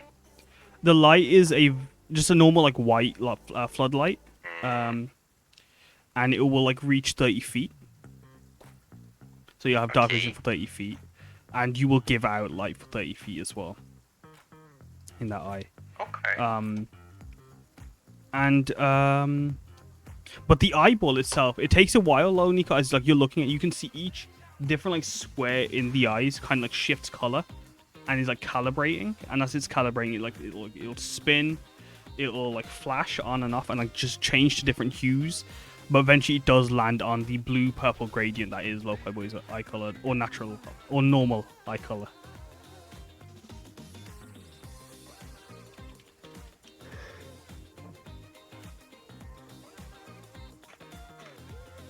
Yeah. As that happens, and like Katsumi's like put your head plate back on, you see her just go back to her chair and fall asleep. And like, you all like Kiko and Loniko, you still feel fairly tired from the events of the day before. Like you can see and hear the rain through the window of the what are you as you can hear the rain coming through, and the streets.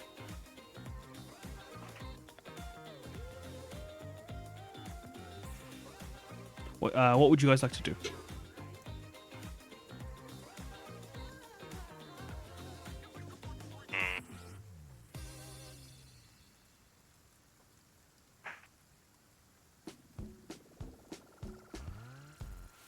Lo-Fi Boy, Loniko, anything you guys want to do?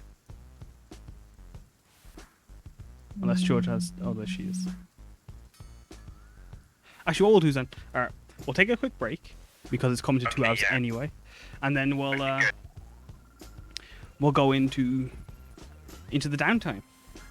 So yeah, we'll see you guys in about 5-ish, 10 minutes, while we go get some water and refresh.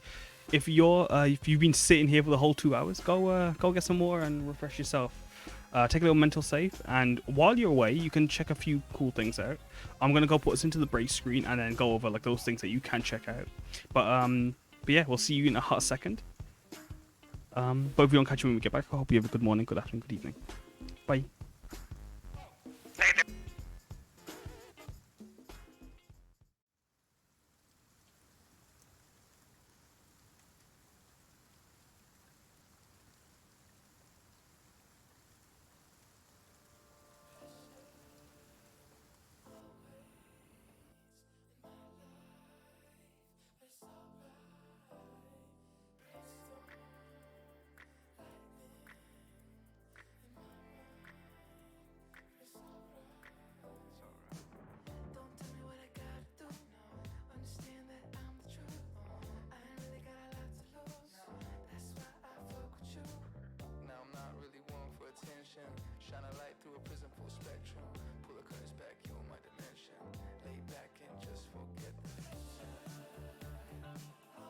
Hi, welcome back. We're not back obviously from the break. Before we do get back, we are going to throw a quick pre-roll add-on so that anyone that joins in the next half hour can adds themselves. But like while we're on break, here's some things you can do or you can check out. Our sponsors, Bard RPG. They are a supplement for any game system you play as a narrative tool to help drive a more cooperative, collaborative experience. And I do art for this project, so if that's something that you want to go check out, go check the Kickstarter. It has been funded up to its second stretch goal, and it's very exciting because you're going to be seeing me doing some art for this very soon. And if it's something that you think is cool, go keep an eye on it. Go follow Scriv the Bard. It's some really cool stuff. Second thing is Dice Roll UK. They are... If I do this, Dice Roll UK. They are a UK sponsor, and they create some gorgeous gemstone, resin, and metal dice. And I had a me and Sam ordered a bunch of dice that I'm going to deliver to him when I go to Canada, and I also got a few dice from that as well. And I gotta tell you, man, like they are gorgeous. I can't stop looking at the cat eye gemstone, the blue cat eyes gemstone ones they have. Like, the color is stunning. They feel stunning. They roll stunning. I don't actually know if they're like been rolling well. I've only rolled the gemstone ones like twice because like I feel worried like they're just that like precious. I want to roll them like like the first time I want to roll them, or like properly roll them, is when I go to visit, because like we're gonna have a in-person game of D&D. Yeah, so if you want to grab some dice of your own from them, I highly recommend. They're both cheap and really cool. And if you go there, diceroll.uk/Casadium, you can help support the stream and help push the projects we do as well, while supporting them and us. Next is hello. Oh goodness. Hello, Sammy. Hello, everyone that's just come through the raid. How you doing? Oh, thank you for the follow, Red 110. Hiya. Thank you for stopping by. That's in a lot of characters, but it's pretty cool that it translated that. That's really cool. Hello, how you doing? Welcome to the Vibe In. We're streaming D&D. I don't know if Sammy mentioned what we're doing, but yeah, we're streaming some D&D. I normally stream art and other stuff, and Sammy's actually one of my players in my game I do on next Saturday, next Sunday session. So if that's something that you think is cool, stick around. We're just on a break, so I was just going over our sponsors. We just talked about Dice Roll UK, which do some really cool dice. I didn't mention I just finished doing some dueling on my voice. No worries, you rest up, Sammy. Thank you for stopping by. And I thank you for the raid. I hella appreciate it. I've never played, but it seems very fun to watch. It is a pleasure. We've got chat here that's hanging out. Chat, if you want to tell us your thoughts and let Red know what you think of the session and the cool stuff we do, feel free, or we've done so far. And if it's something you want to keep up to date with, and on top of, you can hop in the Discord, where we promote, like it is a D&D and art community. It's a pretty neat space. And if you enjoy the on stream, this is illustrated by Sam Elliger on Instagram and Twitter. But I do all the other art in the game, other than the maps, which are 2-minute tabletop. And you can check out my art on Instagram and Twitter. Let's promote 2-minute tabletop as well, because they do all. I don't think I'm using any 2-minute tabletop maps this session, but the next few sessions will have 2-minute tabletops maps, and even Jailhouse Rocky has 2-minute tabletop stuff. Yeah, so we talk about Dice Roll UK. There's Phoenix Dice, who make some wonderful dice as well. And if you want to get some cool dice or D&D accessories, you can use the code TAS2022 at your purchase to get 20% off. Kaz, I can't believe you're tempting me to get more dice. If you want to get, Nick. I honestly, like all of the people that make at dice do such wonderful dice, and like. I haven't bought you guys dice, to be fair. I do need. So maybe you don't get some dice. I'll get you some dice. I'll have to get you some dice. You got me some really nice dice last. Was it last year? Was it the year before? I think it was last year. No, it was the year before. I still also need to hang up that Grognak poster. Not Grognak. Jim Pickens poster. But yeah, there's Phoenix Dice. I'm gonna show you. Also, I love that emoji. It's very cute. The year before, I think. Yeah. Yeah, there's Phoenix Dice. There is also Games by B, who do a wonderful set of TTRPG accessories for your personal games, such as like pencil cases, dice bags, and such. And they do some really cool stuff, and they're all handmade, I believe. And it's a there is a lot of LGBT support and a lot of LGBTQ accessories that you can grab from there if you are interested in that. And you can get 10% off your purchase by using TAS2022. We have some podcasts we also want to shout out. First of all, Sammy's podcast. Remove Sam does a podcast with her friend Lucy, and it is the most unhinged, chaotic time, and I love it with all my heart. It's such a fun time. Go check out We're So Fucking Sorry. But if you want to check out the other best podcast on the planet, just very mundane. It is a mundane podcast where Jacob and Saga talk about some cool, just random things, and just like whatever's like on their mind is the vibe. But like Jacob is hilarious, and I recommend supporting him everywhere you can. Finally, Georgia Marjorie. Georgia, who plays Lone Eco on TAS, she creates some gorgeous jewelry, and if you are into If you're just into like sterling silver pendants, rings, earrings, or necklaces, and want to get some for yourself or a friend or as a gift for someone you love, go there. They do some wonderful stuff. They have their Swords and Warrior Poet collection, which is some really cool, which is a series that is like based on like weapons. And I think there's like the scimitar rings and the katana hill earrings, which are stunning. Late bomb here for the raid. Hiya dog, how you doing? We're just going over the sponsors. And she also does a series that is very new, the Silver Dragon's Hood, which is focused on D&D themed pendants such as the Dungeon Master, the Fighter, and the Rogue, and they are all gorgeous. And I think that's all the stuff I have. We do other than that, we have merch. We have merch up on Redbubble for both Atop Sands and myself. We do need to upload the Lo-Fi Boy and the Rocky merch at some point, and the Rocky posters.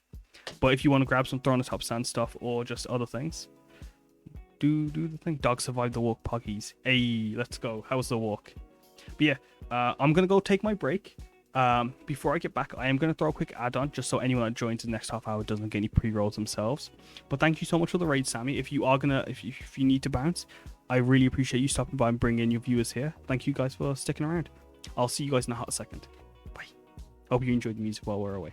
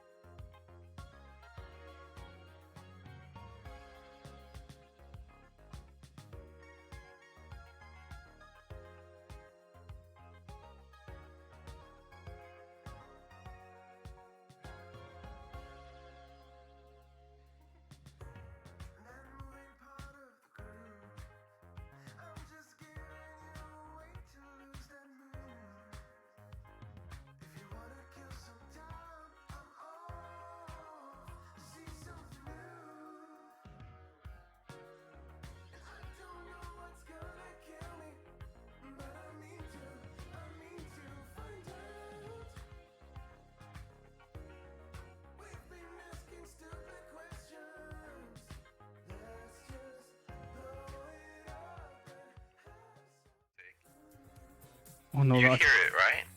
Oh wait, Yeah. I think your music is just a bit wonk today. no, I had it muted. You dingo. But yeah, welcome back everyone. But yeah, so what we're gonna do is, this is, hi Sammy. So yeah, when Loniko and like Lo-Fi Boy and Katsumi and Kira and like everyone's away, Katsumi's like, she's trying to go back to sleep, but she can't. And like, but like you see, Kiko is kind of like, from the initial elation of you guys like with the moment of like Lo-Fi Boy's eyeball and stuff, you guys all come down very like, or at least like Loniko and Kiko, you come down very suddenly almost, as if like, and like you can see on Kira and Katsumi's faces as well, there's like just an exhaustion on everyone, and like you kind of just like sit there for a bit in silence almost, just taking in the initial just feelings. And listening outside, you can hear the rain still from like it has not let up. But you hear a knock on the door.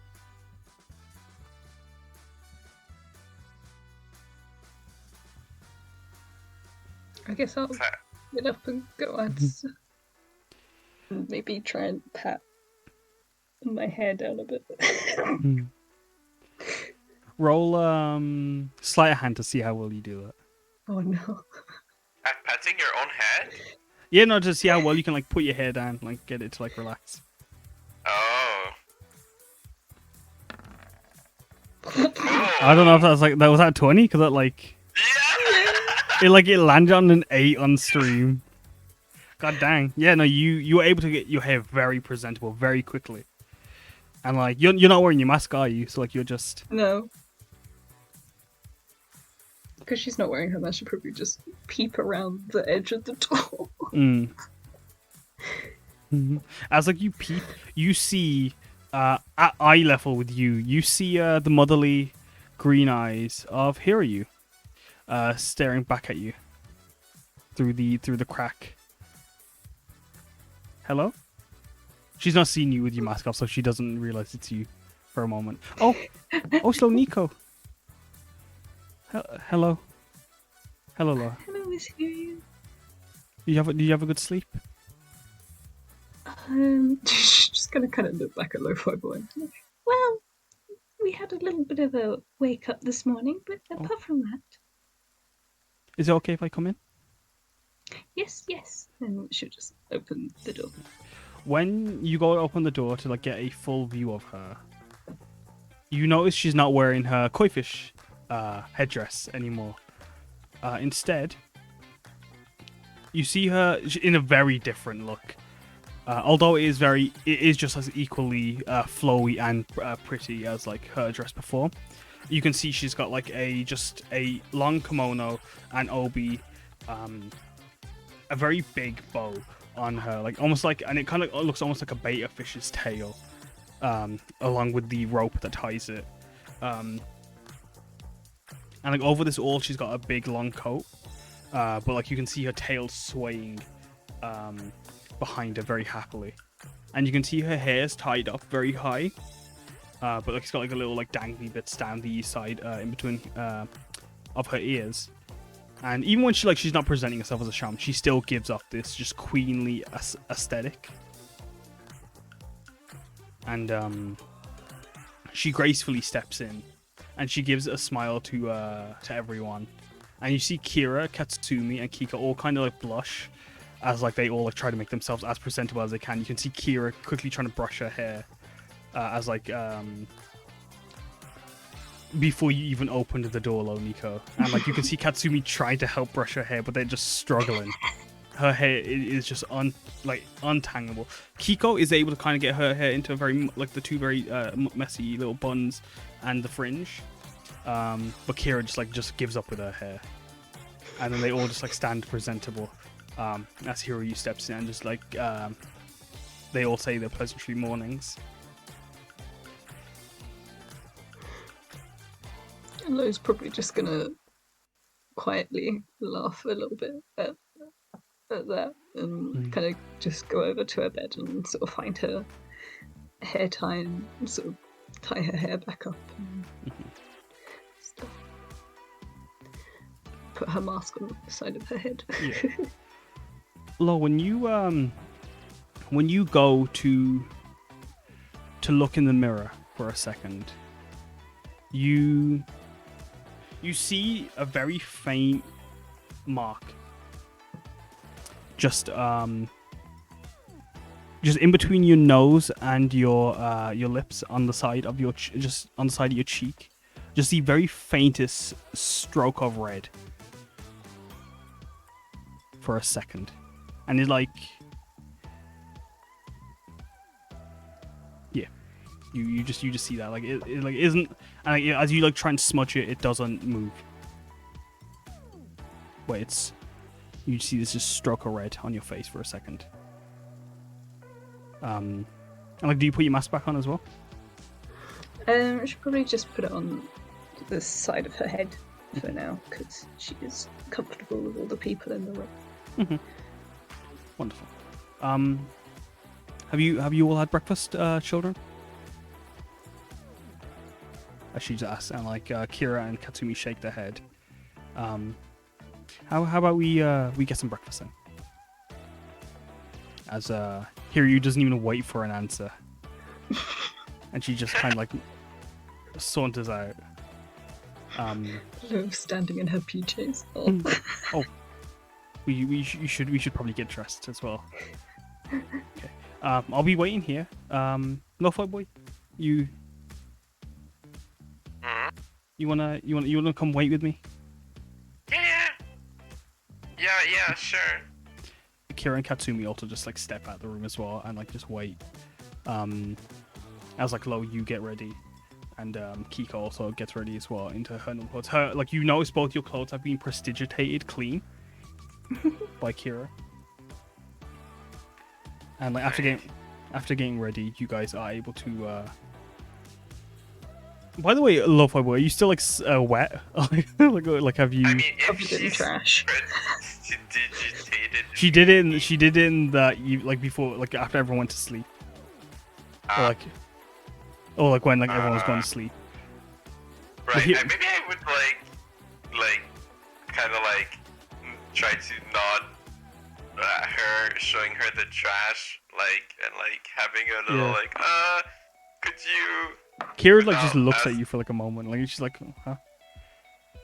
But like as like you are like doing that, like eyes just like shoes. But like Hiryu does like me. Yeah, I did just see that. Hiryu does like that. We were saying during the break, like, yeah, I know it was really stupid, but in my mind, like, switching out an eyeball, I was thinking it's like switching up shoes. Oh my god. But Here we are. Yeah, no, as like, yeah, you're as they're changing, Hiryu does like just like kind of like swat away the bit of like mess on you, and you do feel this warmth glow off you as you feel like these little fishes swimming up your body and around you, as you feel this warmth coming from them, and like you feel your clothes get dry, and you feel like the mess on you just like waft away and get swatted to the side. And like, thank you. she just gives you a very like very motherly smile, and she just looks very pleased with you and herself. Girls, have you got coats for each other? And you can see Katsumi and Kira, their faces just go very red, or Kira goes even redder, and Katsumi's face becomes a lot more purple as they look down and then just shake their head. Well, I have one umbrella. We'll just have to all stay very close. I have another one. Wonderful. We'll just have to stand very closely together. As she hands Katsumi the umbrella, don't open it in the hallway, please. It's bad luck. We'll do it when we get outside. And You you just, see little fight boy with his already opened umbrella. she She says that. How do you react when you hear that?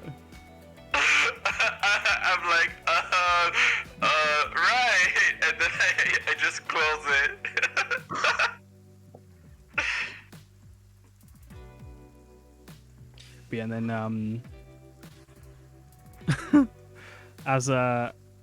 as you close the umbrella, and like then like Kiko and Kira and Loniko will step out. They're dressed in their normal clothes. Okay, and she'll hand her umbrella to Katsumi. Okay, you hold, everyone stick close now. As she gets like, she kind of like goes to hold Kira's hand, and Kira like, you see like her like very cautiously go to hold, but then she does accept it. And then like Kiko as well, also like kind of like, you all just like kind of bunch together as like you make your way downstairs.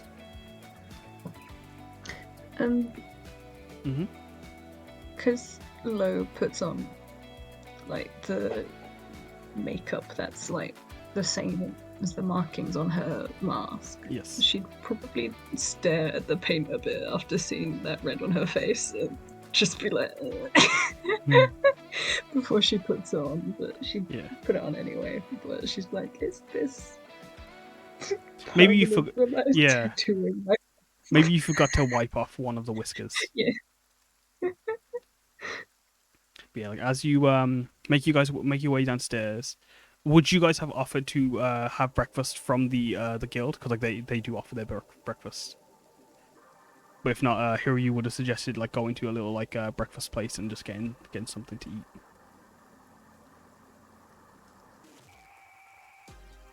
We can go out for breakfast. She's probably like gonna look at the sisters and that and be like, they probably don't want to sit in a cafe or a restaurant full of other adventurers.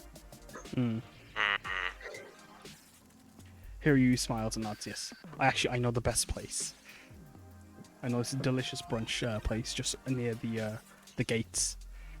And then you'll just see her like kind of like guide everyone as she's in the front holding the umbrella with Katsumi. And like the rain is just like drizzling down, and like it is every now and then like catching you guys as like the wind blows in. And it's a very chilly autumn day, not even including the rain, but the rain does add and make it a lot colder than it is. And everyone is just very much busy in coats and just making their way to where they need to go. They don't want to be in the rain longer than they have to. Does Lone Nico have a coat? Out of curiosity. I mean, not in my inventory. It doesn't matter. You can pretend. But I imagine she would. I feel like she would. Yeah, with the combination of her parents and Less Error, I feel exactly. Like she probably I was gonna say, yeah, like with knowing who she traveled with, I feel like it would only make sense. It probably is. It's a very big puffy coat as well. We're gonna. For those that want to see what that coat looks like, you can check in the Discord. I've had this drawing for way too long. What you have?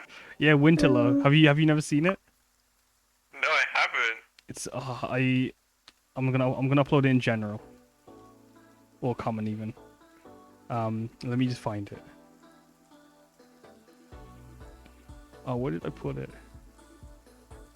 But yeah, like you guys are making your way. Oh, I like this song.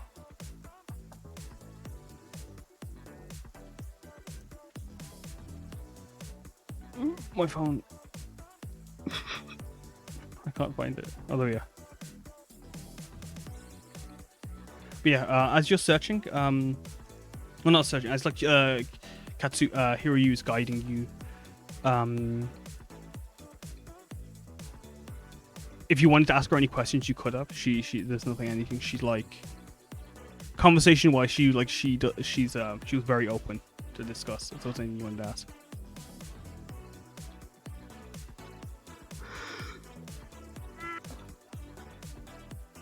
But if not, no worries.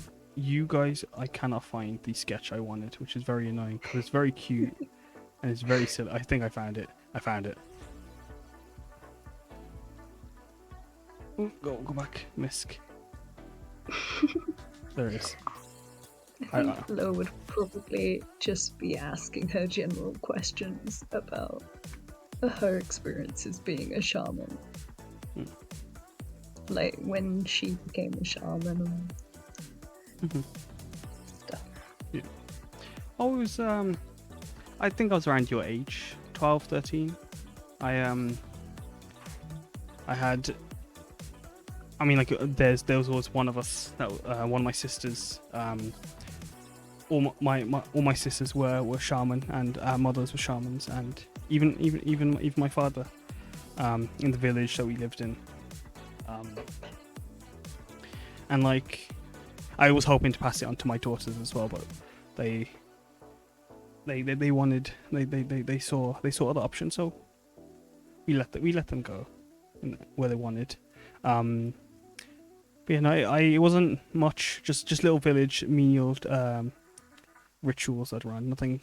We didn't have a normal Neo on hand in our village, so our family would be the ones taking that task.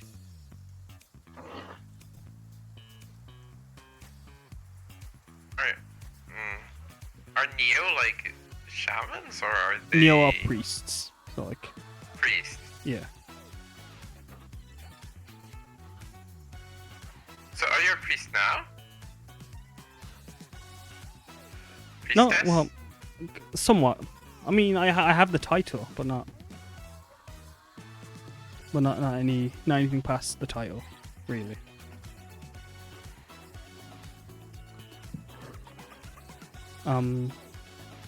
Like as you guys are like talking, and she goes over like little. She just talks about the various like rituals of being a shaman, and like the things that she would do as that, and the few spirits she had to fight off. There's very few. She hasn't fought many spirits. She's had a very uneventful time as a shaman. You guys reach this cute little brunch place. That does a few very. You're surprised, Loniko, because like the food doesn't smell like anything from Shreleo. I wouldn't. It's more like hello.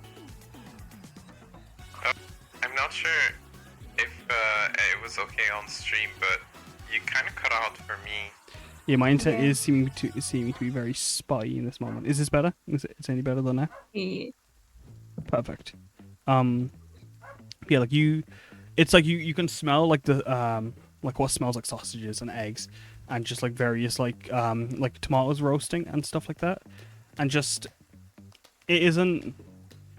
Even the outside is very different. The building is, although the outside is like the first floor of a tall towered building, or like a building that a building that has a few more floors that are like look to be offices above them. You can see this tiny little just like cafe that you stop in, and the inside the walls are lined with bricks, and like the tables are wooden round benches that you guys are able to like just take a seat at. And the waiters are dressed, and the waitresses are dressed in just like plain black shirts and aprons, as they're just moving in between the tables. And like you can see, it's not very busy. But you can see like the people that are there eating are little small families, and they're enjoying their time. And here you just like takes a seat at this little booth in the corner. And she just immediately goes to passing you all a menu each. And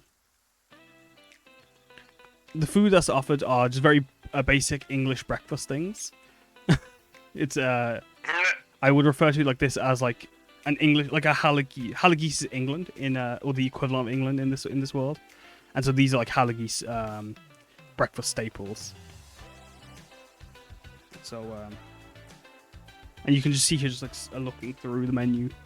What I'm gonna do is, because like I'm seeing my internet is being very spotty, I'm gonna try and like we're gonna have this be, and plus it was like a very downtimey session. I hope you guys won't mind me. We just kind of skim over a lot of things and just skip over very basic details and things. So what I'm gonna say is like you guys did order a very filling breakfast, and although the breakfast was very nice and delicious, you still feel drained as you're eating. And you can see even Kiko and like Kira and like Katsumi, they're like, although they are happy to be eating, they're not like anything they're not very they're very quiet at the table. Cat. Hello?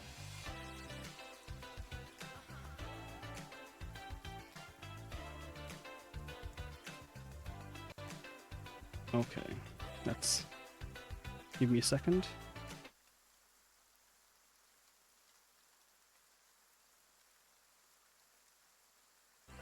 Hello? Hello. What did you not hear? Like, because I take my internet DC. The delay I ended up hearing, we just they're very, and then you just you said that they were very quiet, but I Yeah. didn't hear that they were very quiet. Okay. Yeah, no, yeah, they're fairly quiet as like they're just eating their foods, and after eating, like Hiryu notices that you guys are quiet, so like she doesn't try to push you guys to speak about anything, but she does like just give you warm smiles every now and then.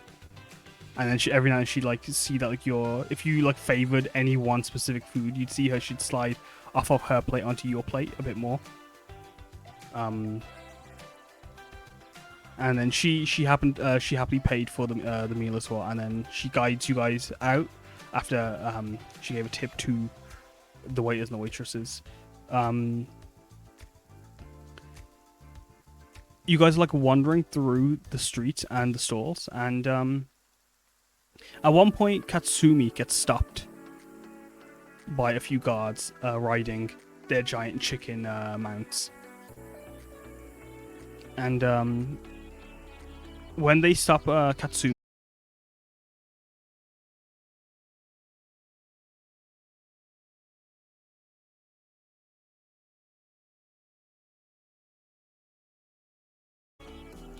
oh, there we go. Back up.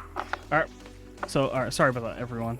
My internet is being very spotty, so we're gonna try and actually just like breeze through a lot of the scenes I have planned. And because it's downtime, we're gonna like rush over a few things as well. Hello? Kaz? Yeah, okay. Hello? Is that better? Hello. Alright, Kaz, yes. you know, we can either do that now or at the beginning of next session that you describe when your internet's good. What happened at the end of today's session? Yeah, actually, I think we could save that for next session. So what we'll do is I'll quickly just go over this. Let's see if we can try and get this done. If not, then we'll do the next. We'll save for next session. So yeah, you see Katsumi gets stopped, and like Hiryu is also in shock as this happens, and everyone else is kind of like a bit worried. But Katsumi's like, no, this is fine, darling. It's okay. Just give me a moment. And the guards take Hiryu to the side. And could you guys roll me a perception check? Sure. Perception. Oh no. Oh. Hey, it's okay. Lofa Boy's new eyeballs come with a new ear installed as well. But yeah, Lo, you're like kind of like every now and then, like you just like get brain fog for a moment, and like every now and then you'll just see Yuki beside you, and like even he is like kind of like apprehensive almost as you're like getting these brain fog moments. And he just like stands beside you and just gives you a little nod to make sure you're feeling okay. Like he doesn't like even need to like ask. Oh, sorry, they don't need to ask, but they intrinsically know how you're feeling. And you just hear Yuki's voice say, "It's gonna be okay, my Kai. It's gonna be okay. It's fine. Just ride the wave." But with you, Lo-Fi Boy, with your 20. You can hear Katsumi talking to this guard, and like the guard is asking her why is an urchinati like herself walking out in the street. Why is she here essentially? And you just hear her respond to government duties. Is like her immediate response. She doesn't even give him time to think. And you just hear the guards kind of get like very like apprehensive and aggressive almost, and saying like don't be cheeky. We don't need a smart ass right now. and then she just pulls out some papers. I'm not being cheeky. Now, if you don't mind, we have some shopping to get back to. As she just waves this paper in front of them, and they see the paper, and they look back at you guys for a second, and then they let Katsumi go, and then she goes back to you guys, and she just gives a smile, and then like, come, let's go.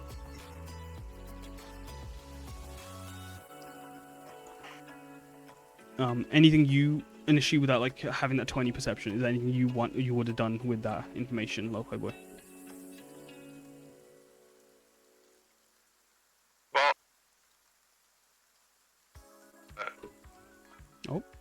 Oh, how buzzed is Lotiko? Like, did she even see that, or I'm just gonna mention it?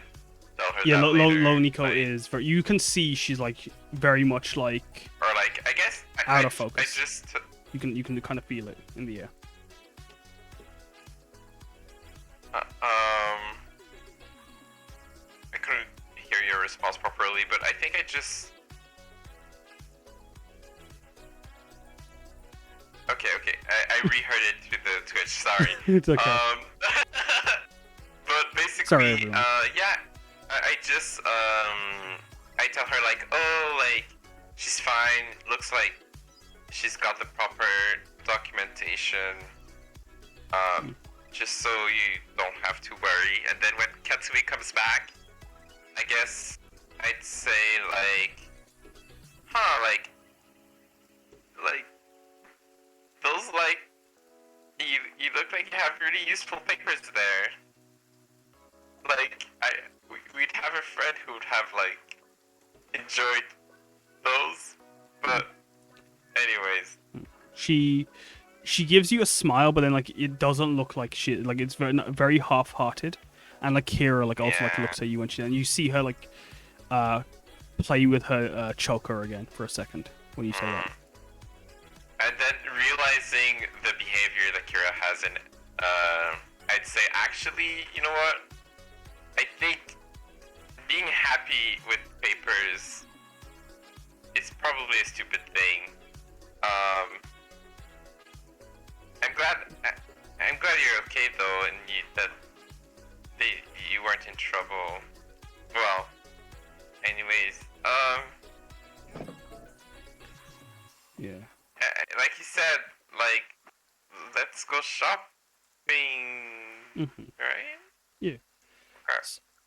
And so yeah, we're gonna. I know this is what we're gonna skip over. Like you spend essentially the majority of the day with Hiryu and Kira and Katsumi and Kiko, and like you guys take fairly regular intervals to like just rest up and just not Loniko, your feet would be sore by the end of the day, but like you took enough breaks to, like it wasn't like that like constant of an annoyance.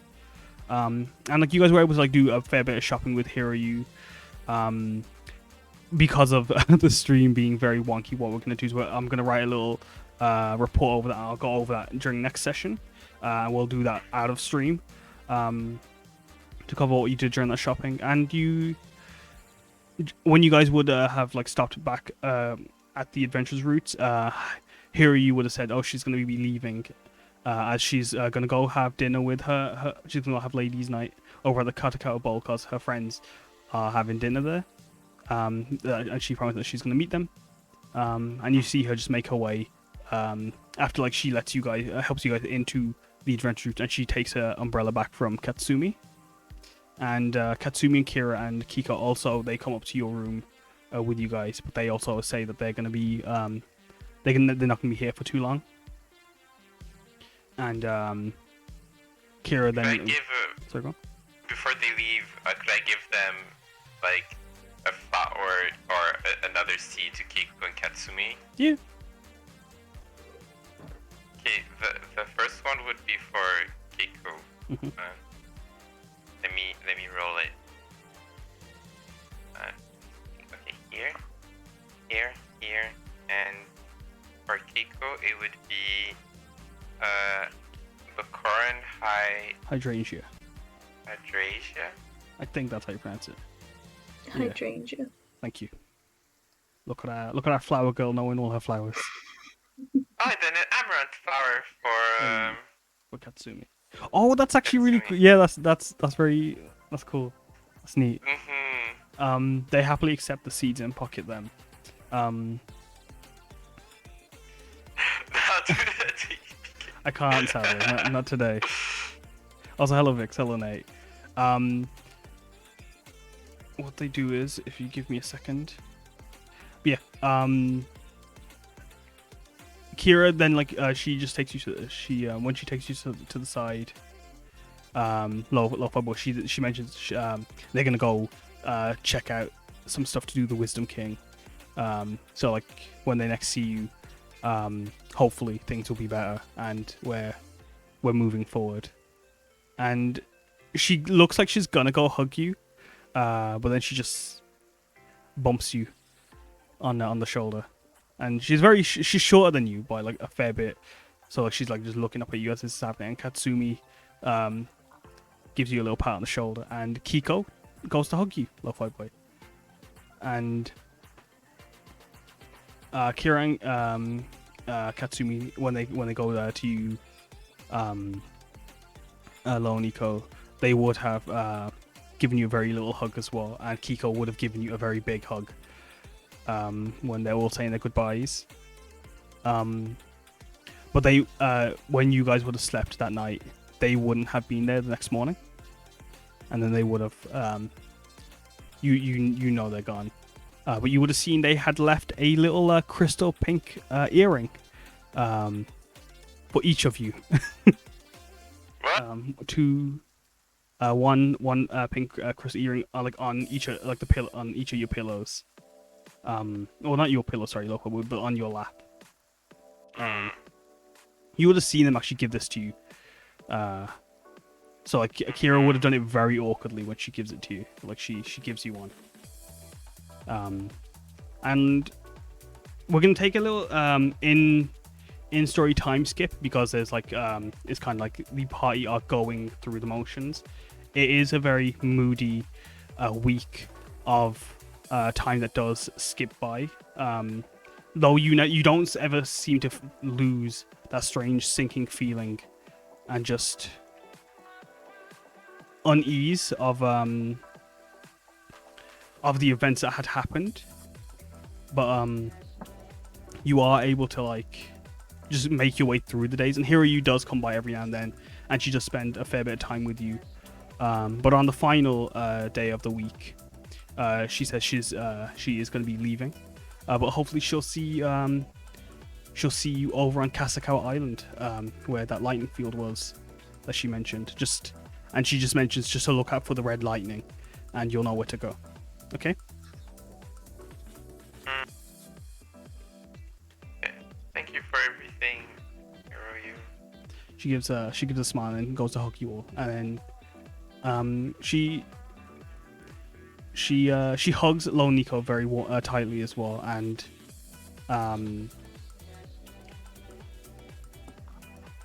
you can see like she does cry a bit when she's about to leave. Which like no, leave it. It's okay. It's gotta happen. I have to cry. But then she makes her way out, and you see her use her stone again to teleport herself out of your room and to wherever she needed to go.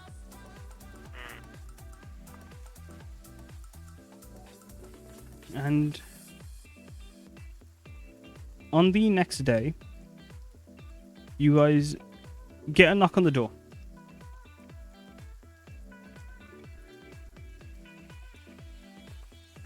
As pardon, sorry?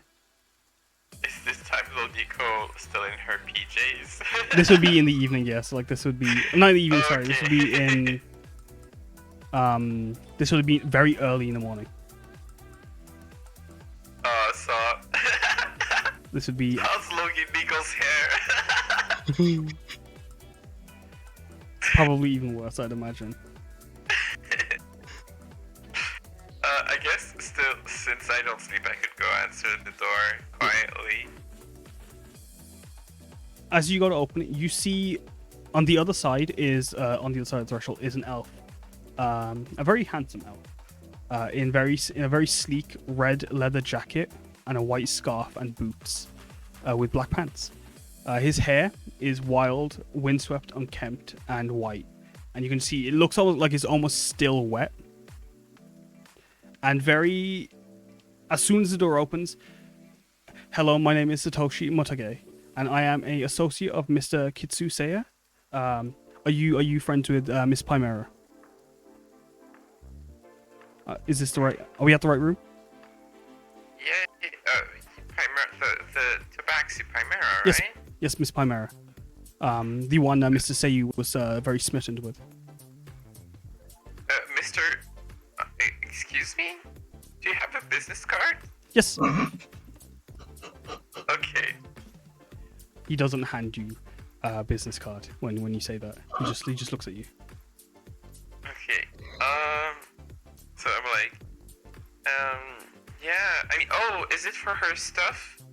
No. She never came back to get them. On the bed, she had a little, and then I just go grab. He peeks his head in when you say that. No. This isn't for her stuff. This is for you. This is a gift Mr. Seiya wanted to give you. Wait, Lou's probably grabbed her mask and put it on and just come over to the door. Mrs.? Hello, little girl. Do you mean she got married? No, not yet. The marriage isn't planned Oh, for no. a few months. They wanted to explore the world first. Okay. Okay, good. What? Okay. So, but what do you mean this? What is this that you speak of? It's a gift. Mrs. Seiya heard of your plight and the need to go to Kasakawa and, well, lack of funds and just the inability to travel. So Mrs. Seiya's heart was rendered with deep sadness when he heard this. So instead he's or not instead, sorry, as a way to help and thank you for bringing Primera to him and to the city, which in turn led her to him. He's brought a gift for you all. The Red Lako. If you would like to, I can go The take you what? to the Red Lako. If you would like, I could take you to it now. The Red Lako.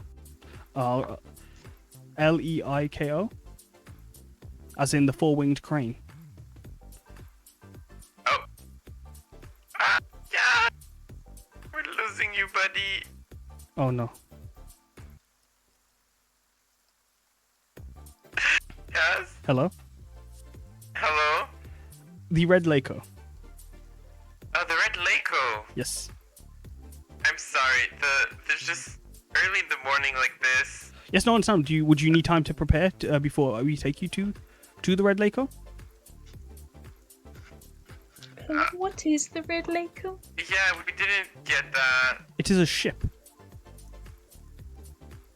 A ship? Yes, the finest ship. My ship. I mean, Well, not mine, Mr. Seiya's, but I, as one of his associates, I fly it for him. You could also what's refer to your me as name? Captain Satoshi Motage. really? Yes. What does it say on his business card? Like, He hasn't does given say it to that you. he's like oh, Like I you thought asked for it. did. No, exactly. You asked for it, and he said, yeah, he's got one. He never offered it to you though. Could I want to do an insight check. 'Cause this is like seems too good to be true. Roll insight for me.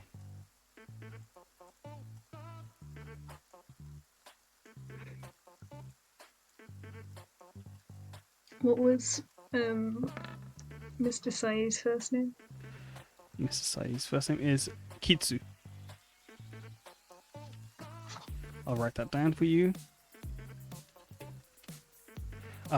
With your 9, you are very unsure. Like, this is like just a very sudden clash of personality. Like, he has a very distinct distinct personality, especially considering from the people you've spoke with over like the week, while staying in Isoto. But nothing outright is giving you red flags, but nothing outright is giving you green flags. I will say the fact that he hasn't given a business flag could be argued a red flag. He's given you one red flag. Yeah. Well, we could. I mean, Lonely could probably. Is there food on board? Yes, we have all the finest foods ready to cook on hand. Well, I say all the finest foods. We have mainly just the supplies to make food. Mostly stuff that are shelf stable, of course, but we can always pick up something if need be. We could. I mean, there's many birds that fly by that we could catch.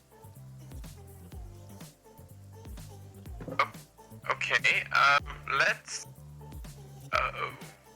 Where's the? Could we meet at a certain place and certain time, or were you meaning to leave with us right now? Well, ideally, I would leave with you right now.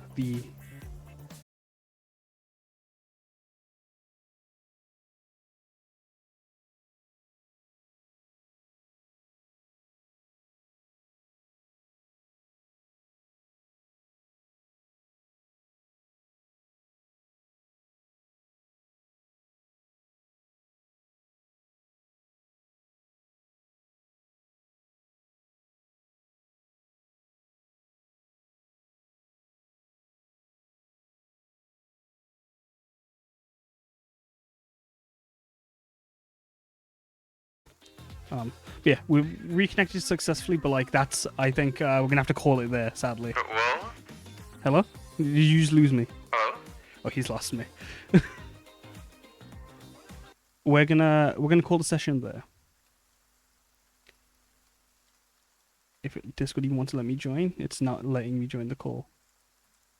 So yeah, no. Hello. Yeah, we're gonna have to call the session there. Because my internet is just being very spotty. Like even when we tried speeding through everything, we couldn't get a lot done. If you want to, Georgia, tell us where we can find you, because we're gonna have to call it there. You can find me on Instagram and Twitter at Lime Green Artist. I sometimes draw and stuff, and also at Georgia Marjorie. That's me. That's her. Hi. And Sam, tell us about Doing yourself. some really cool D&D necklaces. She does. Over there. I'm most often over yonder in the Discord, in the Vibin. I do have a Twitch, but if you really want to catch me, come back here. And for next time when we discover what the Red Lako is actually about. And yeah, just thank you for like everyone who vibed and who.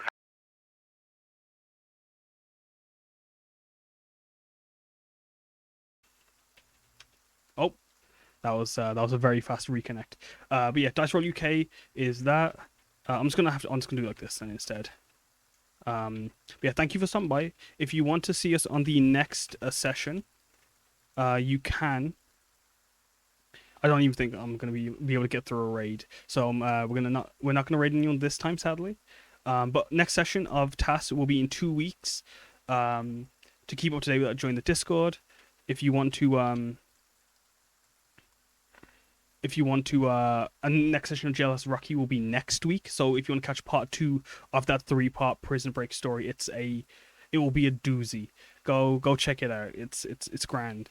But if you've been here since the beginning and the end of the session, or lurking or watching the VOD, thank you so much for giving us your time. We hella appreciate it.